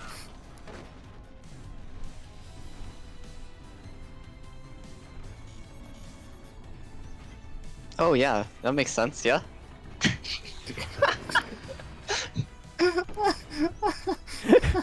I like how Benson's playing along. Oh, jeez. Kill the elephant. He's still just shooting the freaking elephant. The elephant statue. The real enemy. I mean, look at its eyes. You can see just malice. Wait, so back to the art. Taichu broke the Among Us before losing the effigy. Yes. Does that mean Taichu wins? Yeah. Yes. That was spectacular how it fell. I did not see that one coming. Yeah, like I thought he was just gonna freaking explode. No, he crushed it under its own weight. The Among Us was his immortality totem. Ah, He used it so he could live. that was amazing. This match is amazing. Yeah. Shout out to Taichu, making this game good.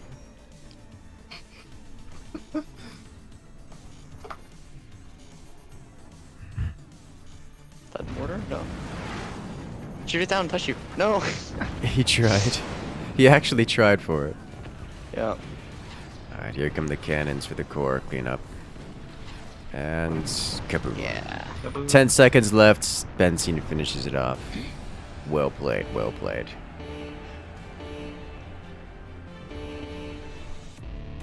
Oh my gosh. Oh my gosh.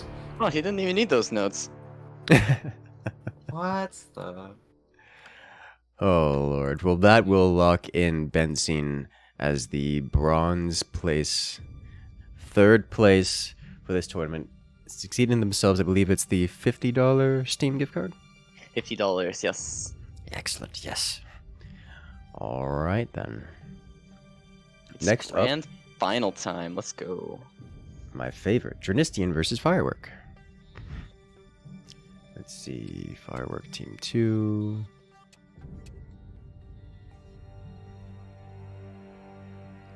Alright. German stream. I didn't recognize. Is the German stream live right now? Yeah, Finn and Naomi were casting it. But I Excellent. guess Naomi had to leave, so Okay. Lucas will take his place. Alright, well, if you guys want to see these very matches casted in German, the native German tongue, because I know something like half the players here are German. Something Is it like half that. or a third? A significant amount of the players here are German. I believe. Let's see, we had Danke Merkel, who was live on Twitch right now. I'm checking those out. So if you guys want to enjoy this content in the native German language, make sure to check that out there. Does Taichu truly win if the elephant yet lives? Oh no. Alright then. Get those commander bands rolling.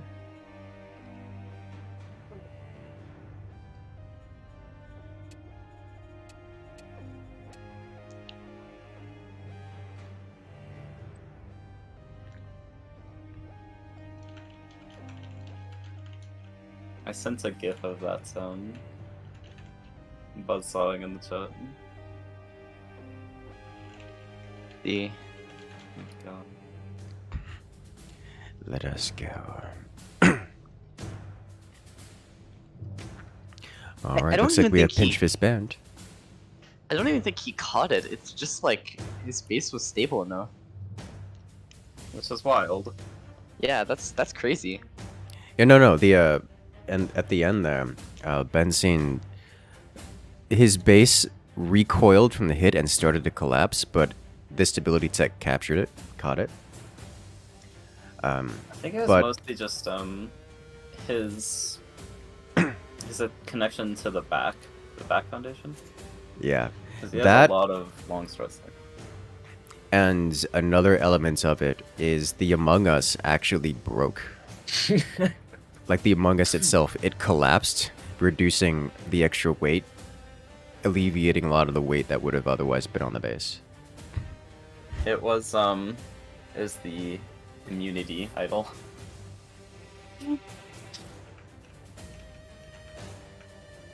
Oh my god. Makes sense, makes sense. Oh my gosh. 4-player forts. That's beautiful. Is that allowed? Taichu's Is it having a allowed great to have time. 3 teammates on the keyboard? You know, it can't possibly help him, so I can't bring myself to think to make a ruling on that. Oh, that's Yeah. amazing. Interesting. Oh, Shocking. Lord. Okay.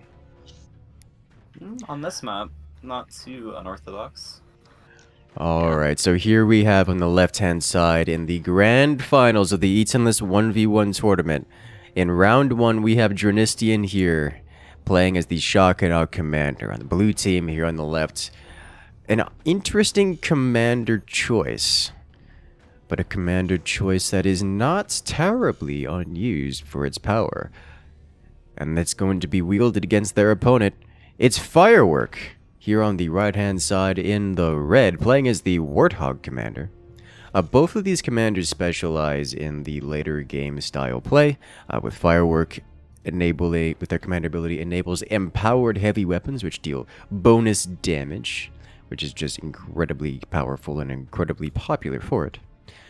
This is contrasted with Drenistian's Shockenout pick, which their commander ability temporarily upgrades hybrid weapons. These are weapons like the fire beam, weapons which are like the 20 mil, into their heavy weapon counterparts.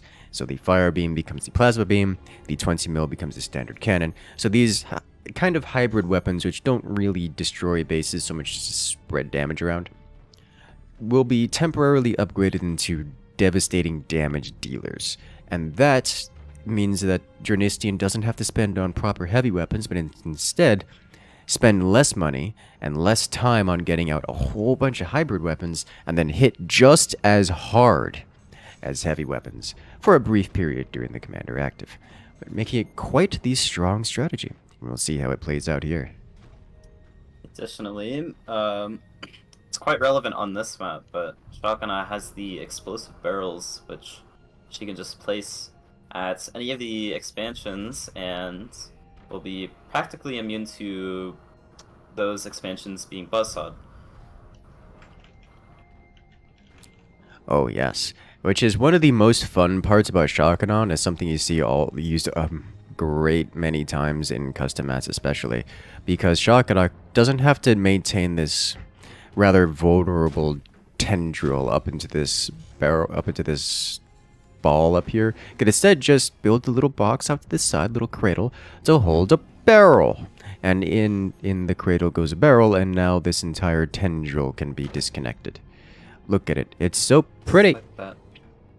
And now, whenever the buzzsaws inevitably chop that tendril in two, they don't lose access to the ball.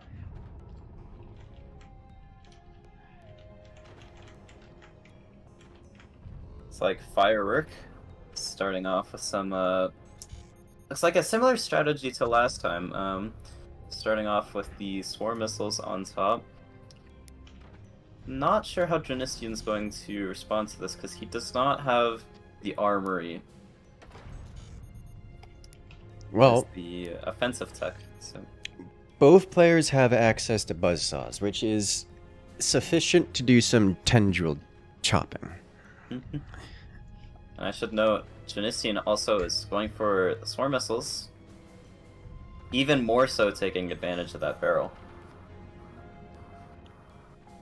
As we've seen in Firework's last match, very common strategy to deny the missiles is just buzzsaw the connection, and they just don't fire. So if they are interrupted mid-sequence, you still pay the energy, but they don't shoot. Here's the thing. Firework doesn't know that Drenistian is Shockenout, I think. I'm pretty certain Drenistian didn't expose the barrel. Oh, No, well, now he knows. Okay. Now he does. I was about to say, Firework could be, I'm going to use the word baited, into spending on buzzsaws, which would not do much, given the barrel status of Drenistian. but, well, no longer the case. I'm sure he'll get pretty good use out of that buzzsaw regardless. Oh, I'm sure buzzsaws are always traumatic levels of effective, but at least they are, at least they wouldn't go chopping some tendrils, eh? Yes. The MG wall coming in incredibly useful. Ark does actually have an AP sniper, so... I'm seeing more and more of those, I feel like, lately.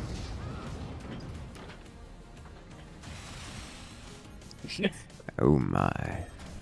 Maybe he was imagining the bridge was still there. He's like, wait, it's supposed to be there. Is it invisible? What happened? Phantom bridge. Invisible. Uh-oh. No nuke yet. That's still quite scary. You know, at some point, swarm missiles, you get enough of them, they start breaking things. Oh yeah, and like, 2 of them plus a nuke is already reaching danger levels. Let's be real. The nuke alone is reaching danger levels. Yeah, yeah. Oof. Pretty good damage on the mine, but his hits just aren't doing enough. Well, that's what the nuke is for. Eventually. I'm kind of surprised. Okay, yeah, there it goes. I was like, wait a minute. The fire beam's still alive? No, it gone. No. Oh my god, he's sniping it. Oh. Well, there it goes. Fire beam being upgraded to a plasma. Great Loses the life. fire beam in the process, but manages to wipe out half of Firework's mines, which is a lot of damage. Yeah, that is 900 metal there to replace. That is going. Oh, it's dangling. Setback. Once those machine guns fire, the recoil is just going to cause a problem. Oh, he takes out his own nuke with the minigun. Oh my gosh. Oh, well, that's unfortunate. Interesting to see that Drenistian's not going for armory or anything. I mean, neither player's going for an armory. Drenistian's just being hammered though. Is he? Doesn't I really mean, have a- he is. Yeah, He I did mean, he lose has his. the He did weapon. lose his fire beams. Like, But- he tries to wood spam in front of him, but oh, it's just not enough a lot of the time, unless you have like one god gunner.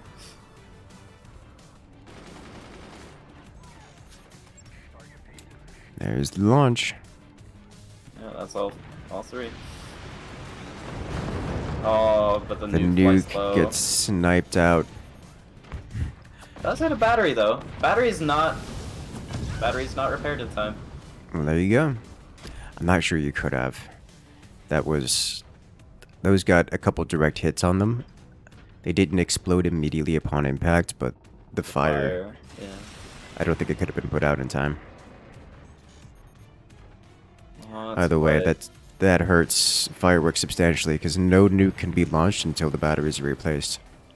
He's already struggling. He can't even fire 2 swarms at once. Nope. And each individual swarm got shot down completely. Oh, great use of the fire beam. Incendiary nuke. Pretty catastrophic damage.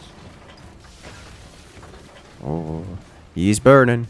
Fireworks on fire, and not in the good way. And I think this is where Drenistian turns the tide. I think so. Like, not having to worry about losing his own trunk, his connection. Drenistian may have been taking heavy hits, but really wasn't taking damage, meaningful damage, if that makes sense. That's why Yeah, I there was was- not too concerned about it. Like, he's Nice losing a thing- couple gunners here or there. I will say the nice thing about Shotgun 2 is that fire beams are so cheap that you can just keep spamming them out, and if they die, it's 400 metal. You can. It's rare that you can't afford. It matters, but it doesn't matter that much. Yeah, Yes, as opposed to a plasma laser, which costs 2.5 times that. Yes. They are not the same. And plus, they build so quick too. Oh, the nuke lands. Oh no, the tendril. It backfired. It dragged the barrel down with it. Well, that's They bad. really are just trading blow after blow. Oh my god. Okay. I would also like to know, Firework still has not replaced those mines that he lost. No, he's not replaced them. He doesn't care. He doesn't care about them. Oh Since my when does God. Firework care? About When does things. he care about adding more mines? Oh gosh, but a direct hit straight to the core. Drenistian takes the nuke straight to the face, knocking him down to 45% HP. That is a lot of HP to lose. Yes. Like, Drenistian very badly needs to get some AA that he can keep up. Wow. Oh, this could be it? Oh, Yep.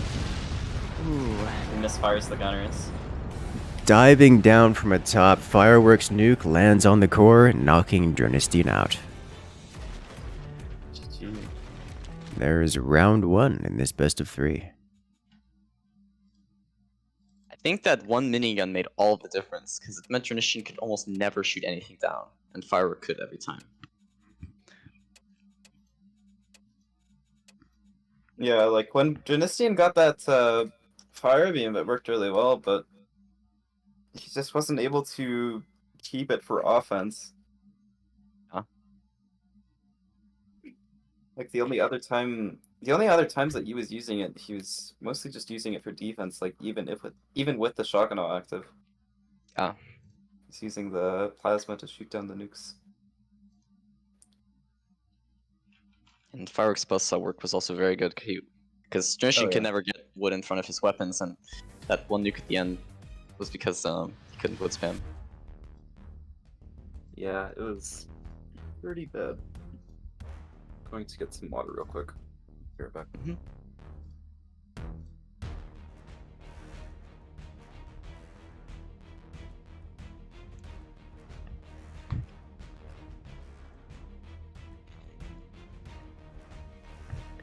Ah, yes. Almost ready for the next match? Nick is just getting a drink, and then yeah.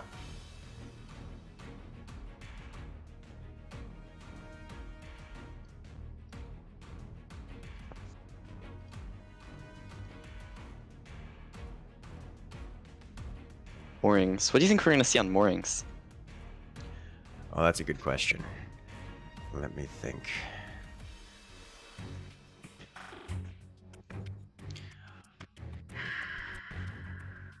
I think we're not going to see more of the cutesy back turbines.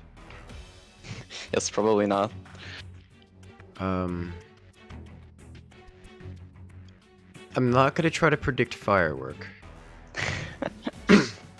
Good, But I think good option, yeah. we'll probably just see standard cannon styles out of Drenistian. Okay. Maybe a howitzer then, because Warthog is on the table. It is. Architect is banned, so we're not going to see that mirror match happening. Yeah, I think I've seen Firework go mortars. Could be a possibility. Yeah, that would be very cool. I would like that, but I don't expect that. You can't expect anything from Firework. Ooh, Ah, Moonshine. you can only expect that he plays pretty alright.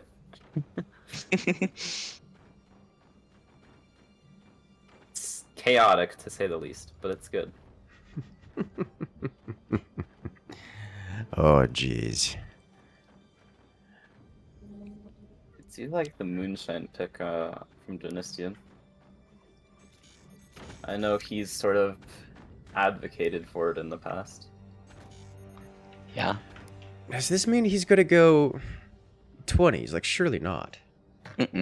No. Probably just cannons with Moonshine. Just standard cannons with Moonshine. I think I've seen him do this build before, but he just goes, moonshine cannons, and it honestly works really well. Because Yeah. once you get 2 moonshine cannons, you can shut stuff off for like, oh, I think it's 16 seconds.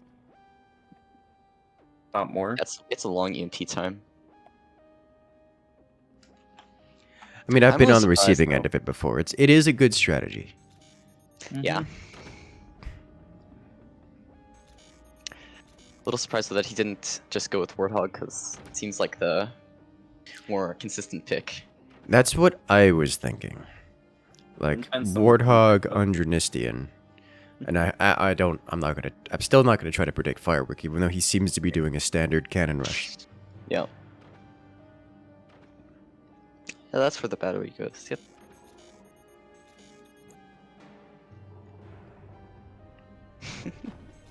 It's actually a pretty good place for a battery. I like it. You're not wrong. Nowhere near the explosive core. Hey, if the battery explodes into the core, it's because the core is already dead, so it doesn't matter. As we saw with That's true. Domi. Yeah, Core was behind like 8 pieces of wood. Battery just explodes. Murders him.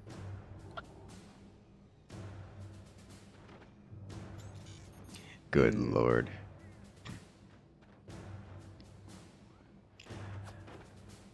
This sniper has begun. You know, we haven't seen a whole lot of sniper dueling this time around. True. Yeah. I think. Well, we've mostly just seen, I think, cannon shenanigans the most. Yes. Cannon howitzer, and that. I don't think people use a sniper that much. Well, that's officially core damage. 7% core damage at that. But this EMP is not meant to deal damage. This is just the cheeky. I'm gonna hit you with an EMP because I can. Setting.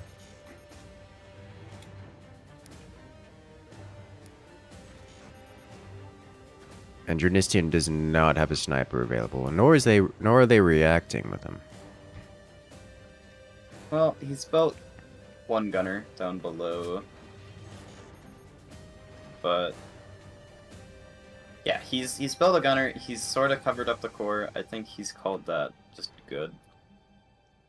Fair enough. The one thing that you cannot give an EMP player is satisfaction. That's the illegal bit. It's the one thing you can't give them. And Oh. machine gunner does nothing. Knocking What Drenistian's is core it? down to 92%. Did we accidentally put Taichu in that machine gun booth? Oh no. Oh no. Interesting note, despite the EMP hits, Drenistian's not been slowed down at all. No, he is still rapidly progressing with his howitzer in 20. Yeah. He is going 20 rather than standard cannon, but it's howitzer. So we've seen will this say- before where the 20 mil just does nothing to support the howitzer, but you know what? This is the world we live in. But this is with moonshine though. Yeah. The So 20 the mil EMP, can just disable large everything. wastes of AA. It's just the entire base gets shut down. Yes, because even shotguns won't be able to do anything. Mm-hmm. So it's a little bit more worthwhile, but this does mean that Drenistian really doesn't have a damage follow-up to penetrate through the gaps that the howitzer creates. Mm-hmm. Yeah, unless he gets like a cannon or something else. So it looks like he's just. Oh, going hold on, to hold on. no. Don't go crazy. This isn't Benson here. We're not going to see crazy. True. Now, I am curious to see how it will pan out. We do see double cannon out of Firework. Double cannon Warthog, which is... This is about as standard of a play as it gets, with the exception of it being a little bit slow. No, that howitzer can just fire and there is no howitzer defense to be found. There's also not a whole lot of places the howitzer can break things. Oh, come on! Lights from there. Oh, come on. Incursus, I think it might have been. You can't do this to me. Like, it blew off the front, and then the whole thing just came collapsing down. Like, you can't. Firework, what did you do? Why did you... You got howitzer. It's howitzer defense, don't you know? Yeah, but after all the stuff dies. Yeah. That's the best time to build defenses. Yeah. Can't argue with that. Firework, you built your weapon platform such that if the doors break, the whole thing falls down. Why are you like this? Granted, I think it was a lot more than the doors that just broke. Oh, was that death? Not quite. Nah. Drenistian doesn't have anything really to follow up the howitzer. Yeah. The 20 mil can kinda, but you know how that goes. I'm kind of surprised that Firework's not putting anything in that little spot underneath his cannon. 'Cause that's a pretty good spot for a weapon. Yeah. As long as, like, you defend it. Mm-hmm. From the snipe. from Eaton Sniper. I'm trying not to say it while also saying it at the same time. Oh, poor Noah. Was it Noah who suffered It was Noah. Yeah. That was such an incredible shot. Thank you. He was completely winning. He was Even completely I winning. didn't see that one coming.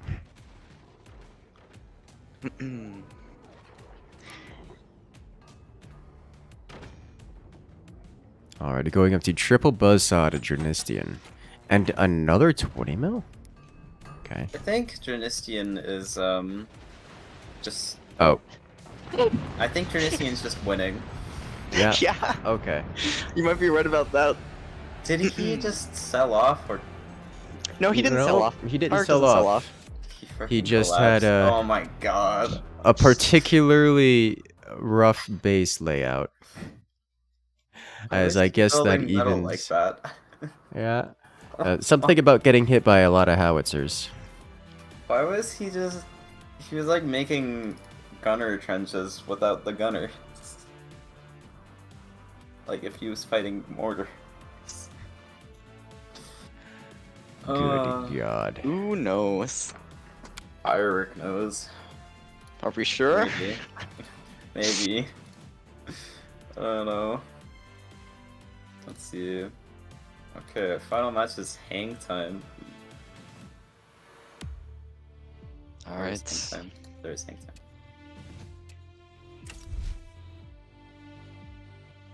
Hang time, one of my favorites.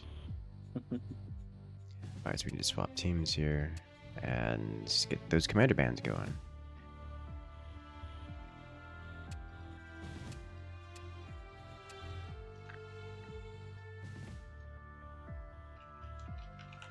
No pinch fist ever.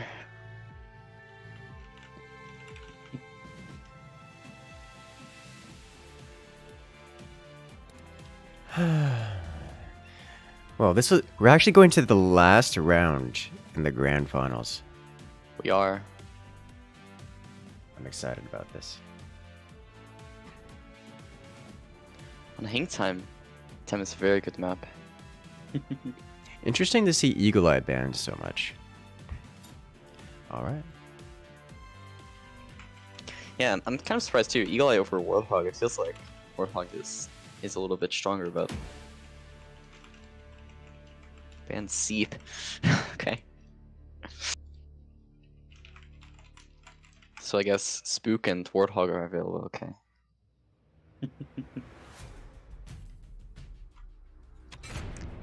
Time's up. Let's do this. Yeah. Oh. That's very interesting. My. Well, here we have, in the last round in the grand finals, It's Drenistian here on the left-hand side in the blue, playing as the scatter shot commander, the commander known for 20 mil spam and shotgun blasts. We get a lot of potential firepower coming from some very efficient weaponry. Facing off against their opponent, on the right-hand side, it is Firework. Firework playing as the Spook Commander. Spook Commander known for its power in the 1v1 scenario. Gets access to see the inside of the enemy fort just as we, the spectators, do.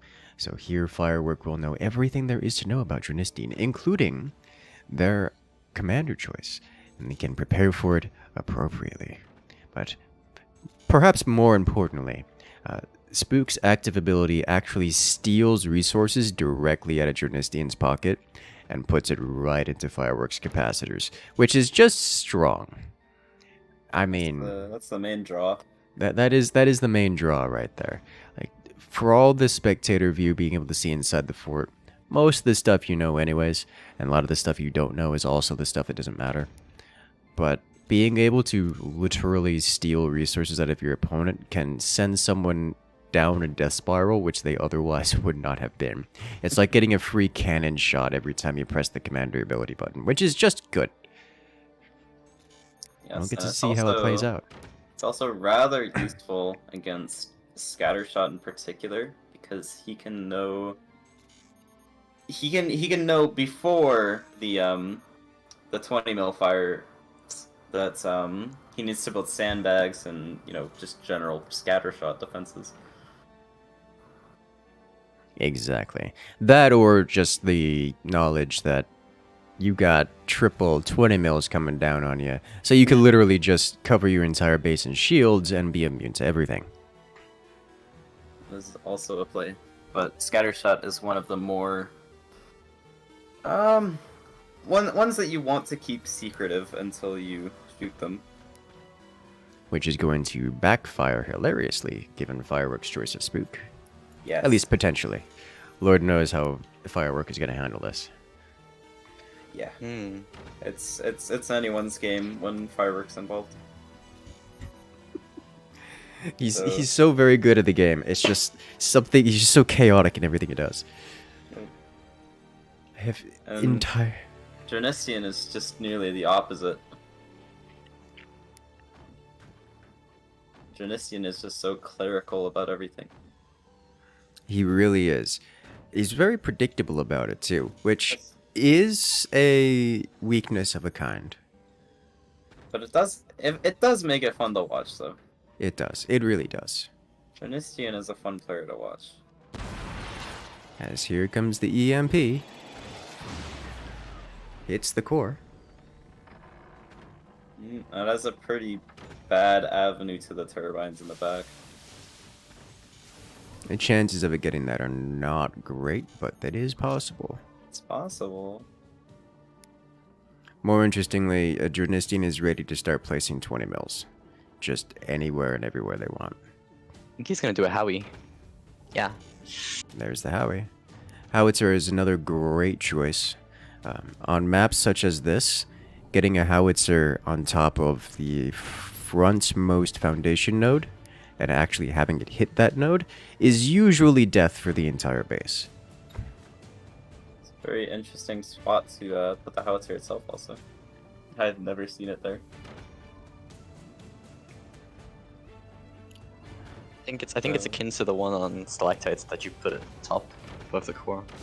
Oh yeah, it's similar, but also, I've never actually seen it placed there on this map. It's also hang time, not stalactites, so Yeah. This is true. Oh boy. Yeah. It made it, man, and it gets a turbine. man. Why'd I speak?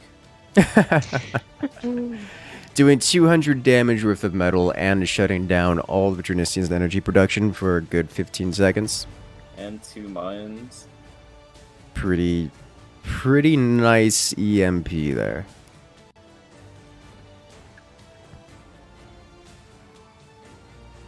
He's not covering it up though. It's mildly upsetting. Yeah. But the EMP is gone, so it doesn't matter. Yeah. Worth noting that, yes, Drenistian has that howitzer, and yes, Drenistian is about ready to alpha strike in about 15-ish seconds. Firework is already prepared for this. He's got extended bracing out the front of his base. He's got multiple machine gunners as anti-air to deal with this. And he's got a fire beam. And he gets a snipe on the... He hits the 20 mil. He doesn't break it. He's just being active with the sniper. Oh, but he does break another turbine. Fire beam strong.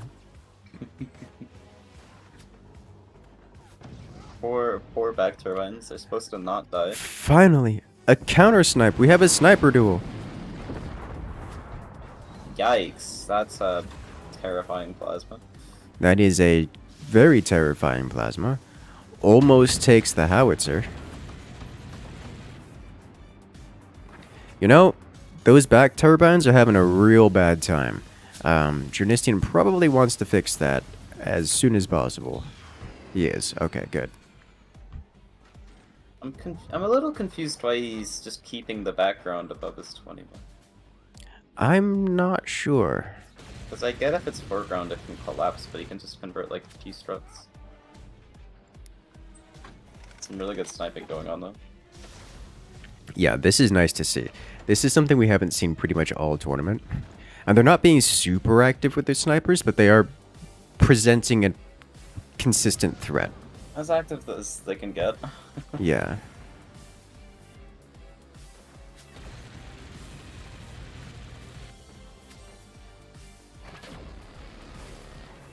Oh, another scary hit with plasma.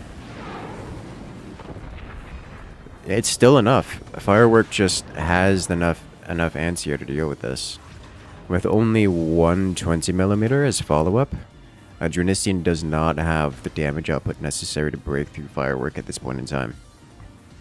Firework is free to do whatever they want, which at this point, Firework also doesn't have the firepower to break Drenistian, so this isn't exactly a quick match going on here. He's stepping up with a second plasma. Mm-hmm. A second plasma will make a difference. Oh, for sure. I'm wondering if Firework is going to switch targets to that 20, because it's a more vulnerable target. He should know this at this point. Nope, he's trying to door snipe the howitzer. Wow. He almost got it. So frightening. Close, but not quite. I don't He did think I actually can go hit first the time. howitzer. He did actually hit the howitzer with that.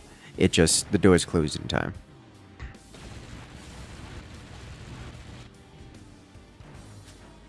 Fire needs to build now, otherwise it's going to... Yeah, there we go. That'll be close. Oh, he's Far enough fine. away, but Yeah. Still do a hefty amount of splash damage and cause some nasty repair bill. yeah. I don't imagine Drenistian wants to risk too many chances with his howitzer.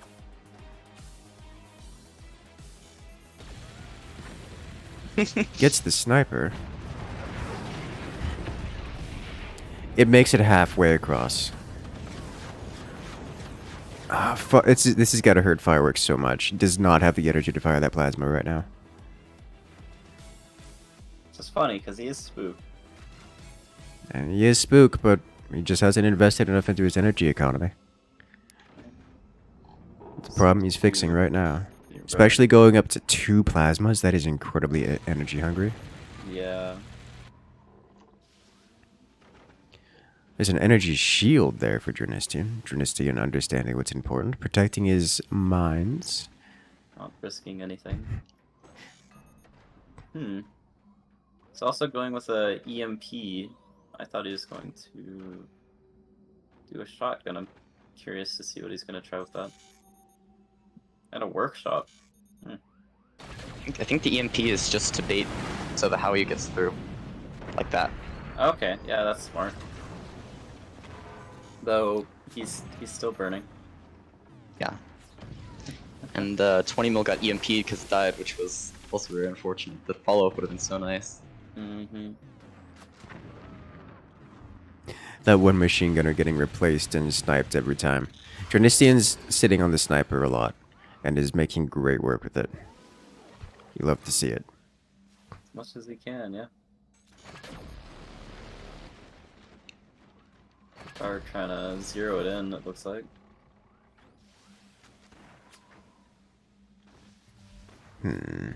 Terrifying implications for that howitzer. Ooh.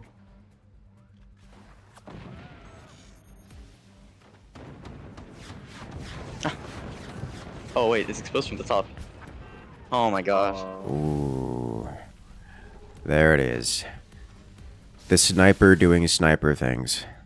Actually making it through. So with the fall of the 20 mil, Drenistian loses substantive amounts of their... Did he get it? No. No. It hit the door. Oh, that was close. Yeah, there's the bait EMP. Yeah, he really needs to step up his firepower. Like that 120 mil is just not cutting it.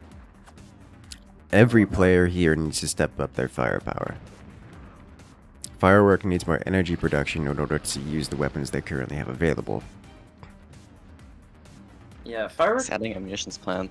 he's able to kill the weapons, just not kill anything else. Mm-hmm.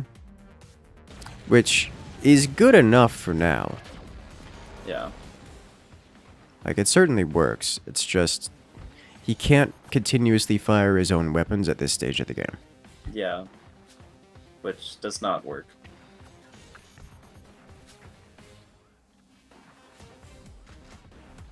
Oh my gosh. The sniping is so funny. Drenistian tried so many times to shoot over that door and like through that background to the sniper, but he keeps missing it. Oh. Whew. That was almost the perfect anti-air fire beam out of Firework. That one energy shield. Drenistian seems to be slowly adding in more energy shields. And it's working out in his favor, yeah? Yeah. Yes, but the scary thing is he only has 7 minutes. And he needs to be building more firepower like now. Like, we're getting to the stage of the game where Oh, you again. can't keep losing 20 mils like that. A beautiful door snipe out of Firework. Drenistian loses another 20 mil. In this final round, Firework is looking to have a dominant position. The Firework howitzer is not is taking just any risks not here. working out for him. I mean, that's the thing. Like, Firework isn't able to break Drenistian. Drenistian, on the other hand, is cracked.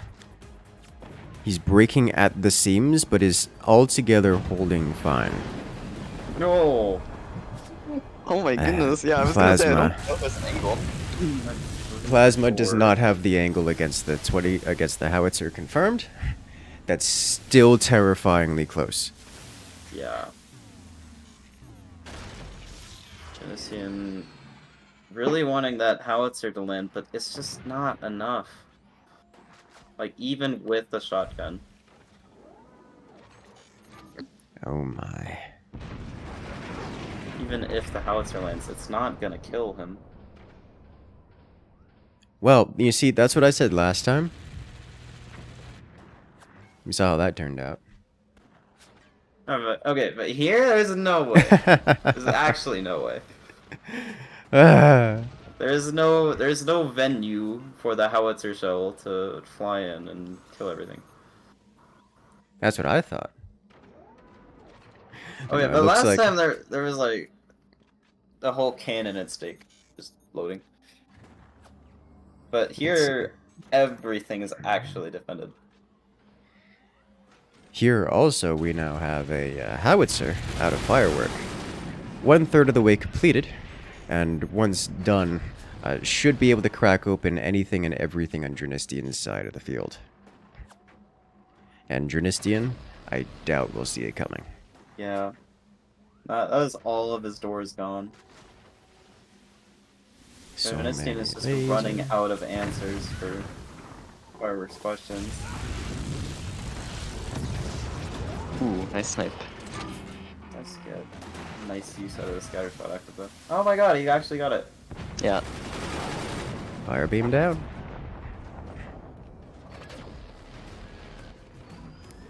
Does he get it? The doors are... Oh, no. Oh. Okay. Error. I think the players are still intact. Okay, yeah. Yeah.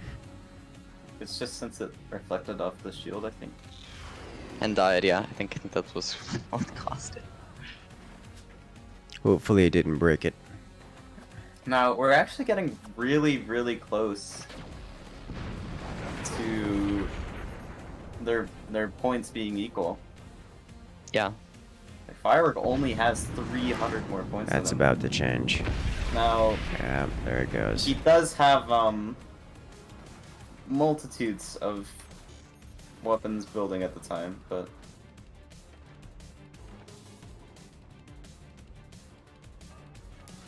That and really the gotta- howitzer just landed at doubling Fireworks score. Yeah. In all honesty, I think there is a great chance that Drenistian does not survive the next 3 minutes. It's likely. This is running out of money. Oh. There it is. Wow, that was a good shot. Yep. And there it goes. The last of Drenistian's core. Death by sniper, perhaps? Death by firebeam? Which weapon shall Firework decide to end it with to finish the execution? Flaming sniper. Sniper it is. And there you have it, ladies and gentlemen. Firework taking victory over Drenistian in this best of 3. In the grand finals, we have a victor. It's Firework.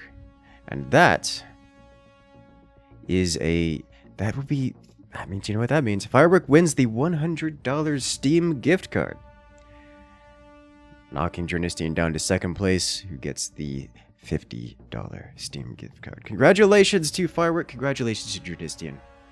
Congratulations to, what was it? Benson got third.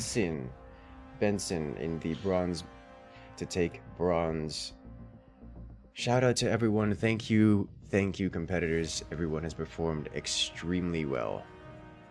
And let me just go and check out that replay, that last shot, because that was a juicy hit. Because I want to see that one. Gorgeous.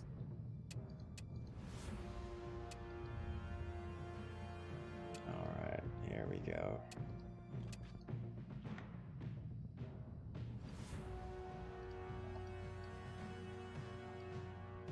Beautiful. I want to say again, shout out to all our great competitors here who have joined us today for the Etanless 1v1 tournament. You know, it's an Etanless tournament, but it's not so Etanless. As Etan is here with us on voice and in spirit. Yes, it was very good. Very, very good. Oh lord, these are the kinds of matches we love to see. These are the kinds of matches we are here for. Great games for the fans. And I want to say again, shout out to everyone who joined us in to view for the viewership. As you guys here watching are the reason why we get to keep doing this. It has been a great showcase here. You'll love to see it. And real quick, I want to say shout out to all those who have supported the stream during this segment. As we have here, it is Cavs coming in with the 65. Well, that's not as here, let me adjust this somewhat. There we go. We have Cavs coming in with the 65. We have Kalijah coming in and rejoining the incursion for 50 months. That is a long time. With Kalijah coming in with the 50, dropping the nuke. That is a lot of support. And we'd love to say, can we get some love in chat for those who have supported the stream during all this? And Cavs coming in again with another 65. I'm glad you enjoy. As I know it's getting late for those on the Europe side of the world. But that is going to have to wind down this cast for today. If you guys like this kind of content, make sure to hit that subscribe button. Make sure to hit that like button and check back soon because we've got more coming out. We've got the Forts Pro League coming out like 2 weeks from now or something like that. Oh, next week. Next week? Jeez, it goes so fast. Yeah. Good. Well, there you have it. More content coming out very, very soon. I know you guys love to see it. So for now, we'll just say congratulations to the victors, congratulations to Drenistian, congratulations to Firework and Benson, and shout out to Taichu making things so much more exciting. I want to say again, thank you to Etan for putting this all together, putting this on, and again, say hello to Mech70 joining us here in voice chat. And remember, you guys can always check out the VOD if you guys want to see this in the German tongue. You can check it out at Danke Merkel. And also, I believe it was... Who was streaming it? Was it Naomi? Naomi was streaming with Finn, but not Naomi and Finn. streaming. Like, Finn Okay. was the only one streaming, I believe. Okay, so Finn was streaming and then swapped out for... Alright, Danke Merkel. You guys can check them out on Twitch, but for now, that is going to be the end of our live stream segment today. We will be back later on tonight to do the regular scheduled stream, but for now,